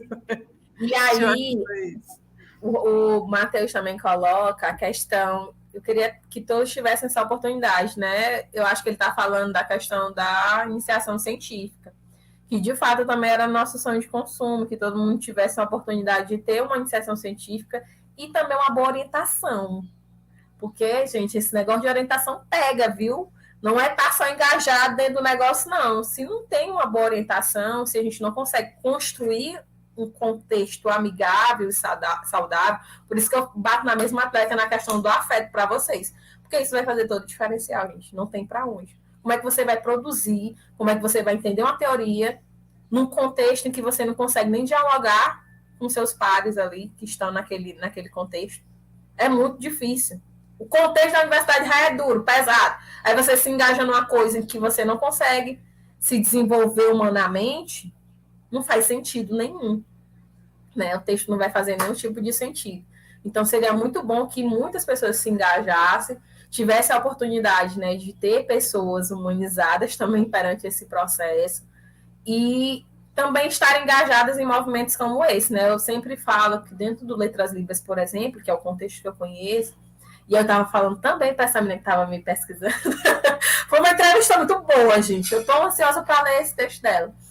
Eu disse assim, eu sinto muita falta de coisas relacionadas à extensão dentro, né, do Letras Libras em si, porque esse momento é para isso, para a gente compartilhar as nossas experiências, para a gente oportunizar, né, que esses alunos eles consigam se inserir em outros contextos que não sejam de sala de aula, porque é primordial, gente. É primordial, é muito diferente, por exemplo, hoje a Leila, lá na turma dos meninos que estão no segundo período, fez um cinema com o filme Um Menino e um Mundo. E aí, eu não falei nada assim no final, né? Porque eu não queria ficar também sendo aqui, tá, em todos os momentos. Mas eu fiquei com inveja, sabe? Com inveja no sentido de dizer assim, poxa vida, no meu tempo de graduação não teve nada disso. Sabe? Hoje a galera está tendo a oportunidade de estar inserida em outras práticas que agregam, não somente de interpretação visual, de interpretação de outras formas, mas agrega mesmo para a gente entender como é que o meu fazer docente, como é que o meu fazer discente ali também naquele contexto, ele pode ser melhorado, ele pode ser humanizado, como é que eu posso proporcionar coisas positivas para o crescimento do próprio curso, por exemplo, né? E aí a gente vai entendendo também um pouco mais sobre a vida das outras pessoas, o que elas passam, o que está acontecendo ali naquele momento. E hoje a gente bateu no pé do Tiago, ele disse assim, o Tiago chega às vezes triste, agora a gente pode perceber que é porque o menino dele está de determinado jeito. E aí a gente vai lidando com essas situações e entendendo também, porque como eu falei para vocês lá no início, quando a gente está falando de corte de retalho, não é eu sozinha pegando aqui os retalhos, e só porque eu sou a dona da costura aqui, vou fazendo sozinha, não. São vidas. né? Esses panos são vidas que vão se entrelaçando, são essas experiências, e que a gente também tem que entender, tem que ter o lado da empatia, né? E aí, esse momento que a Leila fez hoje lá com os meninos, eu fiquei assim, oh, meu Deus do céu, não tive, né? Mas eu fico muito feliz, tá? É uma inveja saudável, assim, mas eu fico muito feliz em eles estarem movimentando esse tipo de momento, né? E de também estarem se engajando de forma real. Eu acho que isso faz muito diferencial. E a gente, enquanto docente, tem muito esse papel de motivar os nossos alunos a se engajarem de forma real. Não somente por final lá da disciplina para colocar a nota, não, tá? Então é isso. Deixa eu ver aqui. O Matheus que era um excelente. Ah, meu Deus do céu. Peraí. Aí a Jéssica ia falar, né? Aqui, cadê, gente? Passei demais. Cadê? Tá na Jéssica, né? A Alexandre vai falar essa interação entre os mais antigos com o mais novo é enriquecedora. Contudo, é difícil a execução. Precisa A mesmo... Jéssica só tinha para falar isso aí, ó. Não, eu só ia falar isso. E aí uma coisa que eu concordo com o Alexandre, essa questão mesmo de execução, porque a gente não é estimulado a ter momentos, por exemplo, como esse, em que tem o Alexandre como mais experiente, em que tem a Jéssica, que tem o Matheus, que tem a Maria Alice, que estão ali estão nesse processo ainda. Por quê? Porque a gente não é incentivado e motivado a criar esses elos. Eu sinto que parece que a única interação que o veterano tem com quem está iniciando é só naquele negócio que o pessoal se pinta todo, que eu esqueci o nome. É o trote. Parece que a única tradução que tem ali de início é só essa. Mas aí quando a gente fala de momentos mesmo, de ter oportunidades, de estar em situações como essa, é muito real. Eu acho que é de extrema importância ter essa junção do mais experiente com o mais novo, né? Mas realmente, eu concordo com o Alexandre que é uma execução difícil. Eu acho que tem que partir muito dos professores, dos próprios alunos, se doar mesmo, né? De entender que você pode contribuir de alguma forma. E aí a Maria Alice vai falar, não é só a percepção do outro que pode compartilhar, também as dicas a adquirir passando por essa experiência para outra pessoa saber que executar ou não. E aí como já foi evidenciado, né? Para a gente saber o que pode ser executado ou não, a gente tem que praticar também bastante. Para entender que essa coxa de retalhos, determinada ação vai ser positiva e que a gente pode executar, é porque em algum momento ela foi testada, né? Ela foi executada. E aí a gente vai se moldando, né? E aí uma coisa importante da gente também deixar bem claro é que não é só porque a gente tem uma professora doutora, uma professora mestra, que aí tudo é professora no final das contas para mim, né? E que a gente tem os alunos mais experientes, que todas as execuções que a gente vai fazer, todas as ações que a gente vai fazer no coxa de retalho, elas vão ser ações perfeitas. Não, como eu falei para vocês, a gente sempre vai estar se moldando e se recriando. A gente pensa uma coisa, talvez isso aqui não vai ser legal, e a gente vai se moldando. Ou aquilo ali não foi tão legal, e aí já foi, né? E aí, por que eu falo isso? E a Jéssica vai me matar, porque como eu sou de uma primeira turma de letras libras, todas as coisas que eu vejo hoje em dia no curso, eu fico assim, tá vendo, professora, naquele tempo aquela coisa não foi muito boa, ainda bem que você mudou, sabe? Ainda bem que você mudou, ainda bem que eu tenho um prédio hoje, eu tenho uma estrutura, porque as coisas são assim, né? As experiências, ela ocorrem dessa forma, dá certo aqui, não dá, o que dá certo a gente vai moldando para melhorando, o que não dá certo, às vezes a gente dá uma parada e depois vai olhar para esse que não deu certo com um novo olhar futuramente. Então, tudo é questão de modelagem, tá? Essa coxa, ela vai se modelando a partir do contexto que a gente vai fomentando nos nossos encontros. E aí a Maria Alice vai falar para evitar experiências ruins. Eu acho que dentro da universidade, quando a gente também fala de texto e leitura e tudo mais, parece que é uma exigência ter experiência ruim. Não sei, mas eu acho que tem algumas experiências ruins que nos impulsionam. Eu sempre sou daquela de tentar ver a positividade de uma coisa que não é tão legal, né? Então, às vezes, essas experiências que não são tão boas, a gente tende a tentar ressignificar elas. E aí, quando eu lembro de experiência ruim, e aí quando a gente é aluno, a gente fica muito assim, esse professor é péssimo. esse professor não sabe ensinar nada, ou esse professor não sabe orientar nada aqui no meu texto, foi horrível, ele me tratou de alguma forma, a orientação não foi boa. E aí, quando a gente está no perfil de professor, às vezes a gente acaba repetindo essas experiências negativas. E o nosso papel aqui hoje é entender que a gente tem que fazer o contrário, aluninhos. A gente tem que fazer o processo diferente daquilo que a gente vivenciou, né? Até para a gente evitar essas experiências ruins com nossos futuros alunos ou companheiros de turma.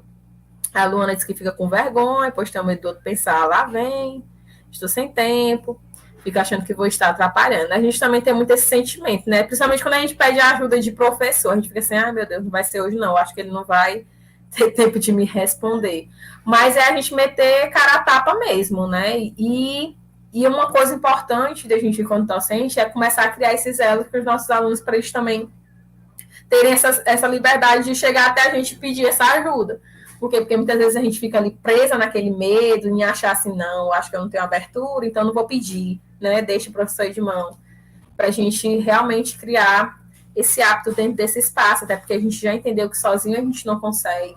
É um espaço que a gente precisa de pessoas que queiram nos acolher e nos aceitar com as nossas limitações e as nossas dificuldades também, que a gente vai encontrando na beirada no caminho. O Matheus falando aqui. Enfim, gente, eu acho que foi bem produtivo, né? Aí a Leila agora vai falar um pouco mais sobre a questão das oficinas que a gente vai estar fazendo. Vai aí, Leila, fala que eu estou aqui com você. Então, gente, o que a gente vai fazer, né? O que está nos nossos planos para mais para agora? Então, o projeto, essa primeira fase vai até dezembro, tá? Então, essa é a nossa ideia. Então, a gente vai ter as oficinas, busca e leitura de múltiplas fontes acadêmicas, projeto de pesquisa e apresentações de seminário.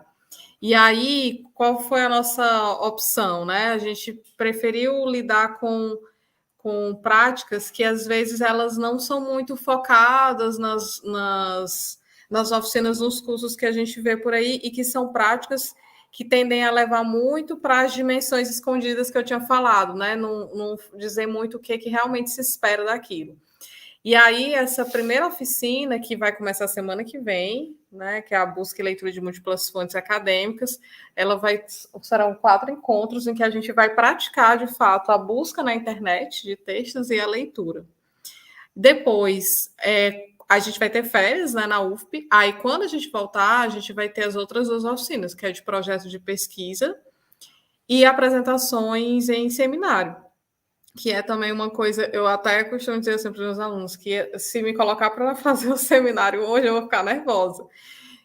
Embora eu seja professora há 10 anos na universidade, mas se me colocar para eu apresentar um seminário, eu vou ficar nervosa como se fosse a primeira vez. Então, é uma questão ali também que a gente precisa trabalhar, e aí a gente vai trabalhar essas coisas sempre de forma muito prática, seguindo o esquema que a Ceissa indicou, e também, principalmente nessa primeira oficina, das descobertas que eu fiz no meu processo de doutorado, né? Então, no doutorado eu trabalhei especificamente com a leitura em ambientes digitais, leitura acadêmica em ambientes digitais, e aí as conclusões que eu cheguei lá me fizeram também pensar em caminhos para trabalhar esse tema, pensando principalmente que leitura é algo que a gente muitas vezes não vê sendo focado como algo que pode ser aprendido, pode ser ensinado.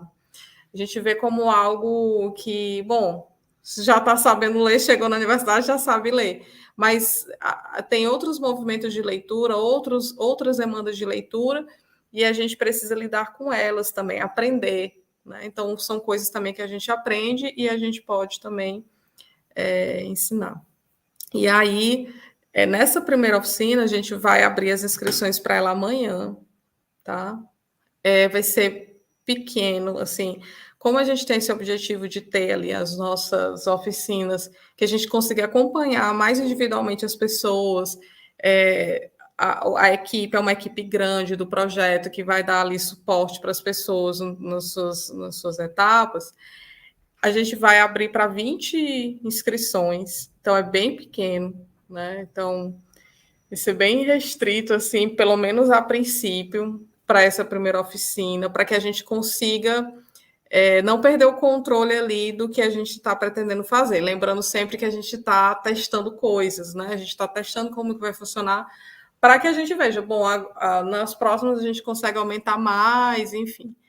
E aí, as inscrições vão começar amanhã, como eu falei, e elas, assim que preencher as 20, a gente vai encerrar, e para essa primeira oficina vai acontecer às sextas-feiras, começando na próxima semana e indo até quase agosto inteiro, vão ser 4 encontros no período da tarde, né? Então vai ser de 2 da tarde às 6 da tarde, sempre com uma parte que é de conversa mais sobre as estratégias e outra parte mais prática, de exercícios de fato. Então, vai ser assim, tá?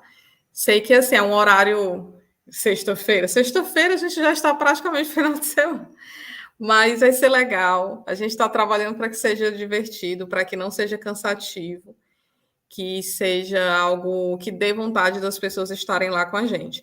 Aí as próximas oficinas, elas não vão ser necessariamente sexta-tarde, né, de projeto de pesquisa e apresentação em seminário, até porque quando virar o semestre, mudam os nossos horários também, e aí a gente vai, quando for, né, na época a gente vai divulgar direitinho quando que vai acontecer essas oficinas, que horário, que dias. Mas essa oficina, essa primeira de busca e leitura de múltiplas fontes acadêmicas, que é assim, de fato, a gente vai ver ali como que costura, pelo menos já a gente coleta os retalhos, né, para começar a costurar. O nosso foco são em alunos de letras iniciantes, então até ali o terceiro período, tá? Essa é a nossa ideia, de qualquer letras, mas que seja ali até o terceiro período. Se a gente não preencher com alunos até o terceiro período, aí vai abrindo para quarto, mas assim, até quarto, tá? Que eu acho que vai ser mais proveitoso para os iniciantes, até pelo trabalho porque quem vai estar ali auxiliando a gente, né, os monitores, eles estão a partir do sexto período, a maioria deles. Então, a ideia é que a gente lide de fato, né, que os nossos participantes sejam quem está bem no início do curso. Quanto mais no início, melhor, para que a gente consiga, de fato, ajudar nesse processo que pode ser tão ruim assim no início, a gente chegar na universidade e não saber, a sensação que às vezes a gente tem que a gente sabe nem ler o texto mais, é que a gente desaprendeu a ler, de tanto que é complicado para a gente se acostumar com todos esses movimentos e demandas de leitura que são diferentes do que a gente tinha, tá? Aí, então, na semana que vem, amanhã a gente começa, né, as inscrições, a gente vai divulgar na página do curso de retalhos, do Instagram. Nós não vamos abrir inscrição pelo SIGA, porque o SIGA às vezes é meio complicado para chegar lá na partezinha da extensão, né? Então a gente vai abrir pelo Google Forms, e aí assim que tiver no ar, a gente vai começar aí a divulgar, tá? E aí nossa outra ação, que essa é mais ampla, a gente vai fazer o seminário Metodologia em Língua de Gente. Eu acho que esse é o nome, tá? Foi o nome que a gente pensou primeiro, a gente vai ver ainda se é esse mesmo, mas é a ideia de que a gente faça palestras curtinhas, de 40 minutos a 1 hora, com pesquisadores de várias áreas na área de letras, vários setores na área de letras, na verdade, falando sobre como essas pessoas constroem suas metodologias e aplicam suas metodologias. Então, não é para ser algo teórico, é para ser algo, de fato, da experiência desses pesquisadores, dessas pesquisadoras, né? Que elas consigam dizer, olha, quando eu faço essa metodologia aqui, geralmente isso aqui, esse ponto é um problema e eu tenho que resolver dessa forma. E aí a ideia é que a gente faça a cada 15 dias esse seminário, né, essa palestra, né, cada 15 dias uma palestrante vai falar sobre metodologia para a gente, sempre numa linguagem para que seja muito entendível, que todo mundo consiga entender. Isso que às vezes é tão complicado, que às vezes a gente vê metodologia só lá no início do curso, e aí a gente acaba enfrentando muitos problemas quando chega no TCC, vai fazer projeto para o mestrado, para o doutorado, porque é uma coisa que às vezes não é tão trabalhada. Então, a ideia é que a gente consiga fazer isso, abranger bastante áreas da letras, tá? E aí a gente também vai produzir conteúdo na nossa página do Instagram, tem uma equipe do projeto que está responsável por isso. A partir do que a gente for fazendo nas oficinas, vai ser produzido conteúdo curtinho, com dicas, problematizações, conversas sobre o que a gente vai mobilizando ali no coxa de retalhos, né, durante as ações presenciais. Então, das oficinas mesmo, elas são mais curtinhas, mas o seminário, a ideia, a princípio, é que a gente consiga ter um público maior, né? A gente consiga fazer. Deixa eu só, acho que eu tenho que trocar a intérprete. Deixa eu trocar aqui. Pronto. Que a gente consiga ter um público. Bom, a gente quer fazer essas palestras presenciais e com transmissão online. Essa a nossa ideia. Vamos ver como vai acontecer, né? Sempre com intérpretes de Libras, tá? Então, isso também é algo muito importante para a gente nas nossas ações. Quando estiverem inscritos participantes surdos, também os monitores que ficarão ali responsáveis pelos processos ali conduzidos para os participantes surdos serão pessoas fluentes em Libras também, tá? Então, materiais também a gente vai fazer em Libras sempre que for necessário, quando tivermos participantes surdos nas oficinas. Então, esse é um compromisso nosso também, que a Ceissa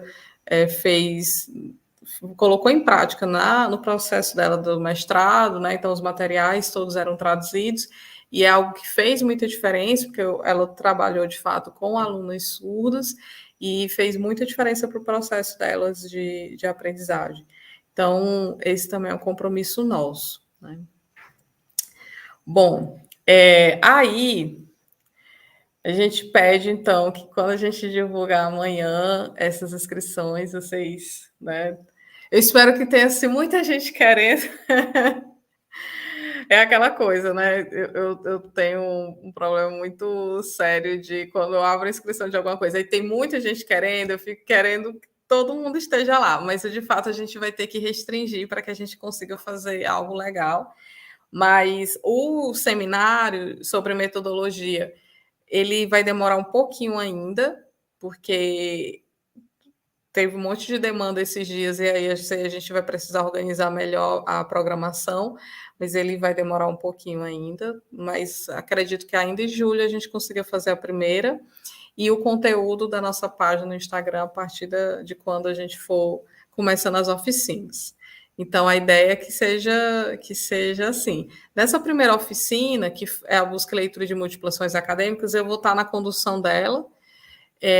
Aí as outras duas, elas vão ter um viés mais prático, elas vão seguir mais de perto o modelo que a Ceissa já experimentou, né? Que a Ceissa já colocou em prática e já teve resultados, porque aí vai trabalhar especificamente com esses gêneros acadêmicos, e aí vai ser um outro esquema. Só essa primeira que ela vai ser um pouco diferente. Quando for ano que vem, aí a gente vai pensar em outros gêneros para serem trabalhados no projeto, outras ações, mas esse é o nosso início, tá? Esse é o nosso início. Bom, eu acho que é isso, né, Ceissa? Tem mais coisas para falar dessa parte? Não, acho que é isso. Deixa eu ver se tem um comentário aí. Deixa eu ver aqui. Eu sempre esqueço onde é que eu paro aqui.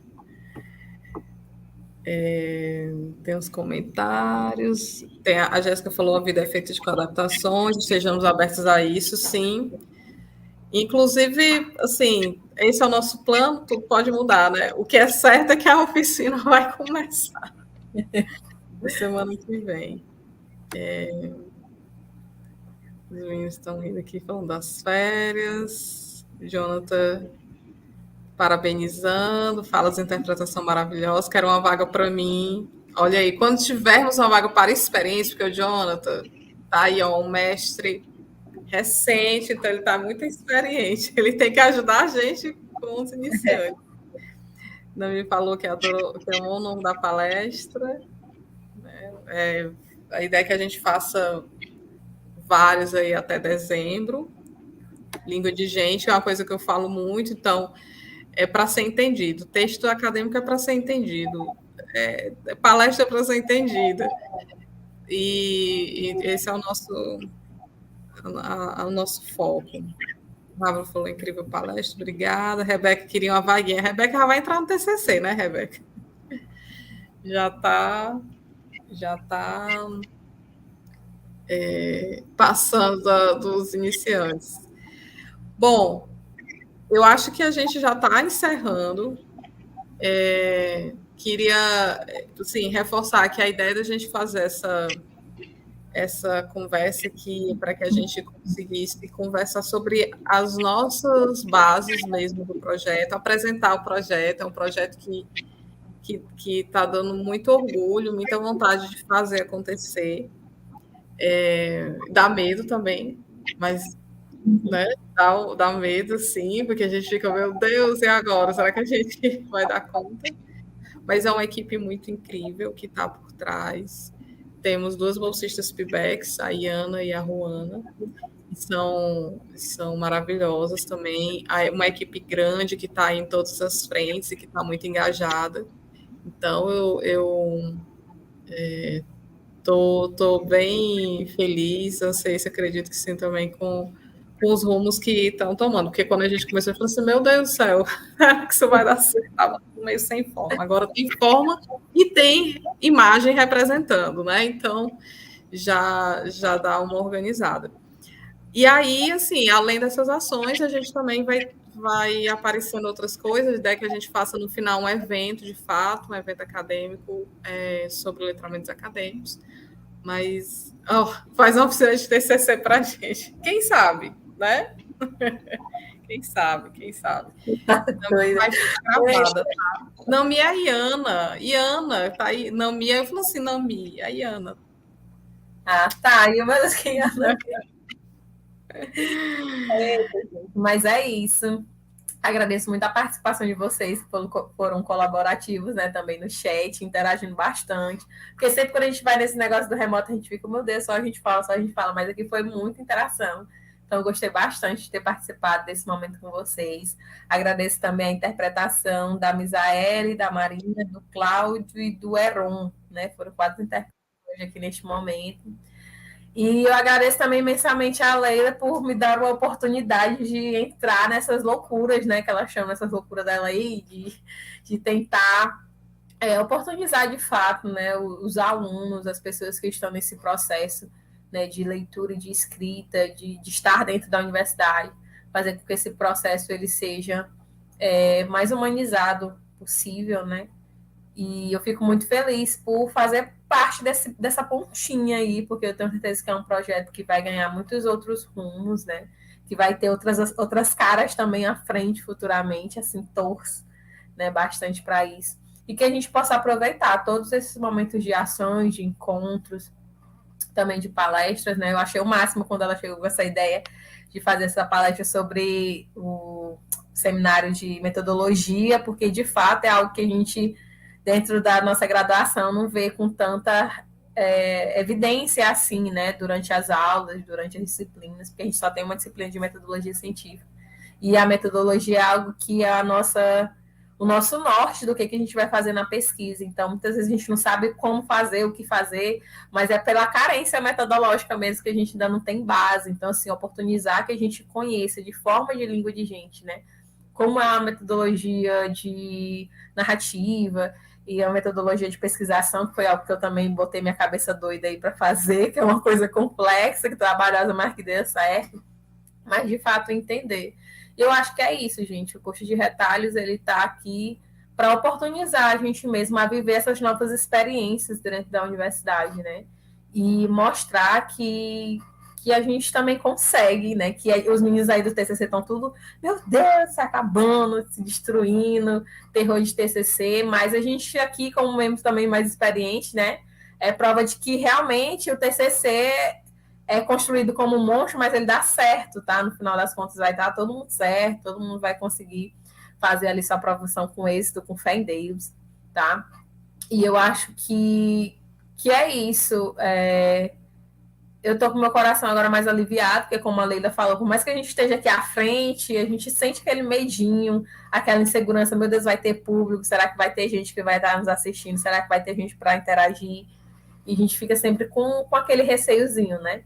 Mas eu acredito que todo mundo faz muita diferença aqui dentro da equipe, tanto as monitoras, né, os meninos que estão ali por trás das divulgações, das artes e tudo mais. E, e é muito bom ter uma equipe que entenda que ela já passou por um processo de dificuldade, experiências ruins, e que ela está oportunizando agora uma pessoa passar por um processo mais leve. Né? Como eu falei para vocês, a gente não pode também ficar repetindo experiências negativas com outras pessoas. Porque senão o contexto sempre ele vai ser duro, o contexto da universidade sempre ele vai ser maçante, né? Porque a gente fica refazendo aquelas práticas que foram feitas com a gente.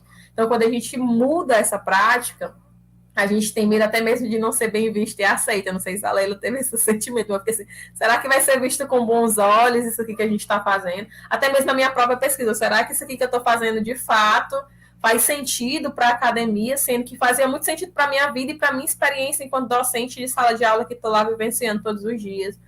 E aí, mesmo assim, eu ainda senti essa insegurança, sabe? Então, assim, é para a gente, de fato, nos acolher, nos oportunizar de momentos.